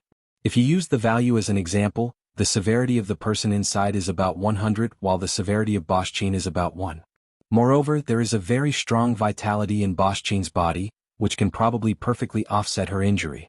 The situation just now should be a sudden outburst, and now it is being made up by the vitality. Bosch Qin will be fine after a short rest." Lin Fengting looked at her quietly. His expression was as if he was listening to a book from heaven. "You said little Bai is injured?" he asked slowly. Nalan Shuring nodded and said, "Yes." "Ridiculous." Lin Fengting said coldly, "How did she get injured? And it's the same injury as that person. Do you think it's possible? Just a moment ago she was still fine. This is indeed ridiculous, and this is what I can't understand the most." Nalan Shuring nodded and frowned as if she didn't know how to phrase it. An exclamation suddenly sounded. Lin Fengyue's excited voice sounded, "Fengting, the patient's physical index has stabilized, it's completely stabilized." Lin Fengting turned around and asked, "Whose index?" "Hers." Lin Fengyue stretched out her hand and pointed to the nutrition pod with an incredulous look on her face. "Don't ask me, I don't know how it's done." In the nutrition pod, the nutrient solution that had been consumed almost in an instant was replenished again. A new set of data appeared on the computer. When Chairman Qin's accident happened, the body's stats were rising, and it wasn't temporary. From the looks of it, the growth of the stats is very stable. If her original state was neither dead nor alive, then from the looks of it now she's alive, but she's closer to death. How could such a thing happen? We didn't do anything. Is it the body of the god of war? Lin Fengyue kept talking. It has nothing to do with the body of the god of war. Dr. Lin, you can come and have a look at this. Nalan Shuring's voice sounded. Lin Fengyue was stunned and came to Nalan Shuring's instrument. Countless data were still flowing on the instrument. Lin Fengyue's pupils suddenly shrank and she whispered, "Is this Bosch Qin's physical data?" Nalan Shuring nodded. "This?" Lin Fengyue was dumbfounded. "Why?" "Okay." Lin Fengting suddenly spoke with a gloomy face, "Now is not the time for you to discuss with each other. I need to know what is going on." Lin Fengyue glanced at him and frowned as if she didn't know what to say for a while. "I don't know if you can understand." Lin Fengyue said slowly, "To put it simply, we regard the palace master's injury as a kind of disease. Now this disease we temporarily name it 0. The palace master's disease can be said to be incurable. In terms of values, her disease value has reached 100. Lin Fengting felt that this statement was a bit familiar. And now Bosch Qin is infected with the same disease as the palace master, but her disease is very light, and the value is only 1. The value of 100 is the value of the palace master stabilized by the body of the god of war, but just now this value suddenly decreased. We are not sure how much it decreased, but the palace master's injury has indeed improved greatly, at least by nearly 1/10. This may be the reason why Bosch Qin is in this situation." Lin Fengting's pupils suddenly shrank. "You mean that part of the palace master's injury suddenly transferred to Little White, and now they share the palace master's injury?" "More than that." Lin Fengyue shook her head. "At least for now, it seems like Chief Qin is only taking on a small part of the responsibility. Most of the responsibility seems to have suddenly disappeared, or maybe someone else is taking it. I just don't know who it is. Moreover, Bosch Qin suddenly has a lot more vitality in her body, and we don't know what is going on. Similarly, we don't know why she can bear the injury with the palace master." Lin Fengting stopped talking. He stood in place and was silent for a long time with a solemn face. After a long time, he took a deep breath and said slowly, "Stealing heaven." "What is stealing heaven?" Nalan Shuring and Lin Fengyue asked at the same time. Lin Fengting shook his head with a wry smile. Stealing heaven was naturally not a scientific thing. It was a word he heard from Lin Su. As the metaphysics grandmaster of the Lin clan, Lin Su's cultivation was not much worse than that of Xin Xuanzi and Great Master Wu Wei. Stealing heaven involved a lot of mysteries of heaven and fate, and it could be said to be the highest achievement in their profession. The general principle was to completely connect 2 or 3 people who were most closely related to fate. When they were together, they condensed infinite vitality into a chain that tied up the fate of several people, so that they could bear the injury together. It sounded mysterious and it was not easy to do. According to Lin Su, since they wanted to steal heaven and change their fate, then the connection between the fate of several people must be close to a certain extent. At the same time, the so-called chain condensed by vitality must be strong enough. As for the strength, it needed enough vitality. According to him, only the fate of the country contained the strongest vitality. For example, the dragon vein of Jianghu state. Even if the dragon vein existed, there was a saying in metaphysics that the dragon's head could not be seen. If someone was the dragon's head, someone must be the dragon's tail. It was difficult for the entire dragon vein to completely gather on one person. If this could not be done, the chain would be unstable and the fate of several people could not be tied up. The dragon vein was the execution tool of stealing heaven, but the foundation was another thing. As for what it was, Lin Su was not very clear. Even if all these could be possessed, the executor was difficult to find. Without enough understanding of the mysteries of heaven and fate, it was impossible to steal heaven. Those who could do this were mostly grandmasters in the same field. Stealing heaven and changing fate was against the will of heaven. If it was really implemented, there must be a price to pay. No one was willing to sacrifice themselves for nothing. Therefore, as the highest achievement in metaphysics, stealing heaven and changing fate was mostly a theory. The Lin clan's information in this regard was also vague. After all, no one had realized it. But this scene, Dragon Vein? Li Tianlan had it. As for the foundation, Great Master Wu Wei might be able to provide it. As for the executor, Xian Xuanzi also joined the Samsara Palace. That was to say, the theory might become reality. Xian Xuanzi was dead. Lin Fengting sighed softly and walked to Qin Weibai's side. How do you feel? He asked softly. Qin Weibai had calmed down. She opened her eyes, which were blank and unfocused. The sound of her heartbeat constantly vibrated in her consciousness, synchronized with her own heartbeat. One heartbeat was extremely clear and powerful, with the power of mountains and seas, while the other heartbeat was extremely weak. Qin Weibai blinked her eyes hard. She reached out her hand and gently touched the air in front of her. What is she doing? Lin Fengting frowned slightly. Nalan Shuriying shook her head and said honestly, I don't know. There was no sound. There was no light. Qin Weibai seemed to be completely immersed in her own world. Her attention was absolutely focused and seemed to have entered a new height. Everything in the darkness in front of her was gradually fading. The darkness was slowly fading. The fire in front of her burned and rose into the air, flying away and getting farther and farther. The fire disappeared. The darkness disappeared. A large expanse of soft and warm foam appeared in front of Qin Weibai. The foam completely wrapped her whole body, with the smell of nutrient solution. In a trance, Qin Weibai seemed to feel that she had turned her head. Her sight was clear and bright. She passed through the nutrient solution and saw a huge sealed nutrition chamber. The light shone in from outside the nutrition chamber. She saw the neatly arranged high-tech instruments. She saw Horsewoman. She saw Lin Fengyue, Lin Fengting and Nalan Shuriying. Then she saw herself. She was lying on an instrument. She reached out and touched the air in front of her. Phew! Qin Weibai suddenly sat up, gasping for breath, and her face was pale. Boss, how are you? Horsewoman took a step forward and looked at Qin Weibai with panic in her eyes. Qin Weibai kept taking deep breaths. She shook her head and was a little uncertain. I just seemed to be dreaming. The long darkness was like an unexplored forbidden zone of thinking, but it was also like a vast and boundless space that really existed. The burning flame brought a glimmer of light in the absolute darkness. The flame was burning, but it was extremely cold around her. She was a flame. She kept shuttling in the long silence and almost eternal darkness. She didn't know where she was. She could feel that her body was soaked in the nutrient solution. Vaguely, she seemed to hear Mr. Lin talking. She heard Horsewoman's voice.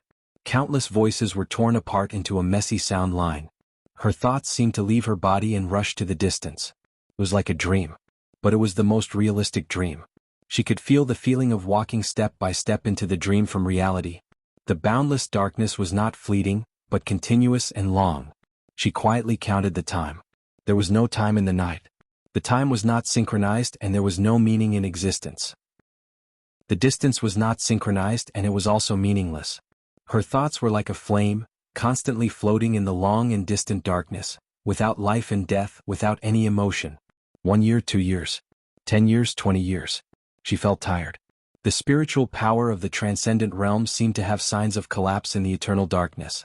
The flame kept trembling. In the extreme darkness, Glimmers of light lit up one after another. They were like stars, pulsing with her thoughts. In the almost numb coldness she felt a touch of warmth for the first time. Once again she heard the voice and saw the light. From today onwards I am your family. Everyone here is your family. Vaguely she heard someone talking. It was a quiet, incomparably warm voice. Her thoughts extended out frantically along the voice. The darkness disappeared. A delicate small city appeared in her sight. Under the blue sky the whole city was like a garden. Some people were walking in the garden carefreely. All the vehicles were driving underground. There were birds chirping in the city, and some animals were also walking freely in the city. A middle-aged man held the hands of two children, and his voice was a little tired. The two children were a boy and a girl. The boy was only about 3 years old, but his expression was extremely stubborn. The girl was a little older, wearing dirty little clothes. She was held by the man and was a little timid. "Forgotten city?" she said timidly. "Where is this?" "This is our home. In Switzerland." The middle-aged man whispered. "My home is in Linhan. I want to find my mother." The little girl lowered her head and said cautiously, "I want to find my grandparents." The muscles on the middle-aged man's face twitched, and there was a touch of extreme anger and helplessness in his eyes. The boy on the side was quiet and motionless. "Dad, Mom and Grandpa and Grandma have gone to a faraway place. They asked me to take care of you for the time being. When you grow up you can go to find them by yourself, okay?" The man touched the girl's hair with his palm. "Okay." The two children spoke at the same time. A one-armed young man walked over slowly. His face was pale and his body was shaky. It seemed that he was seriously injured. "Dad." The young man nodded to the middle-aged man and called him. "How are your injuries?" The middle-aged man asked softly. "Fortunately, I won't die." The young man forced a smile, and there was a touch of hostility on his face, which had not been worried before. "My right hand is gone. I can still draw the sword with my left hand." The 3-year-old boy stared at the young man's empty right arm and looked a little curious. The young man bent down and seemed to feel a little inconvenient. He simply knelt down in front of the little boy on one knee and touched his head with his left hand. "How old are you?" The boy shook his head. He didn't know how old he was and no one cared about this. "Still a child," the young man said softly. The young man said softly. He pointed at his empty sleeves and asked, "Are you afraid?" The boy still shook his head and said nothing. The young man hesitated, and a small sword slipped out of his left cuff and handed it to the boy. "Do you like it?" "Yes." The boy nodded and his voice was clear. "This is something that will accompany you for a lifetime." The young man laughed and his eyes were complicated. "I hope you can be safe and happy all your life, but you are the son of my best brother. Child, you have your own responsibilities and hatred. I'm almost a useless person now. In the future I can only rely on you." The middle-aged man hesitated, let go of the boy's palm and whispered, "I have decided to accept him as an apprentice." The young man was stunned and said with a smile, "The seniority is a bit messy. I have made an agreement with him. This is my adopted son. But it doesn't matter." He took the boy's hand and whispered, "My name is Lin Yuxian. From today on I am your adopted father. I can teach you everything I know. If I can't, I will find someone to teach you. What's your name?" "Li Dongqing." The boy glanced at the middle-aged man and whispered, "I hope you can remember a name. Maybe it will be your lifelong enemy." "What's your name, godfather?" "Aoyan. I'm about 2 years older than you." "My father? Why did he die?" "Winner takes all. There is nothing despicable in this world. When despicable is put on someone's head and put in the history book, it doesn't matter whether he is hateful or not. What matters is that he must be a loser. Dongqing, your father is not such a person. He just neglected it and failed. Grandpa, Grandma, a family. Don't think about them. Dongqing, keep them in your heart. One day you will get them back." "What about your arm, godfather?" "It was cut off, but it doesn't matter. Your mother killed him for me. I don't need you, boy. This is your father's kendo. It is much more perfect than the Lin clan's kendo. Can you stand it?" "Yes." "But your injury is very serious." "Oh, it doesn't matter. Go to your master later. He has something to give you. Your body is on the verge of collapse. Rest for a while or you will die. Before I die, all the people who deserve to die will die." In the dim light, the 15-year-old boy's face was tough and indifferent. The light kept alternating. The 4 seasons were changing.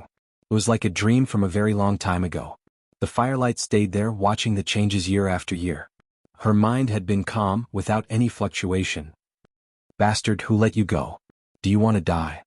Do you know you almost couldn't come back? But I killed him. Yes, you killed him and you will die too. But I still killed him. I killed an invincible realm expert, but I am not invincible. Shut up. What's so great about killing an invincible realm expert? Godfather died in his hands. I killed him and his family. I avenged my godfather. Ahem, master, do you know that I don't even dare to go to my godfather's grave to kowtow every Qingming festival? This is just the first one.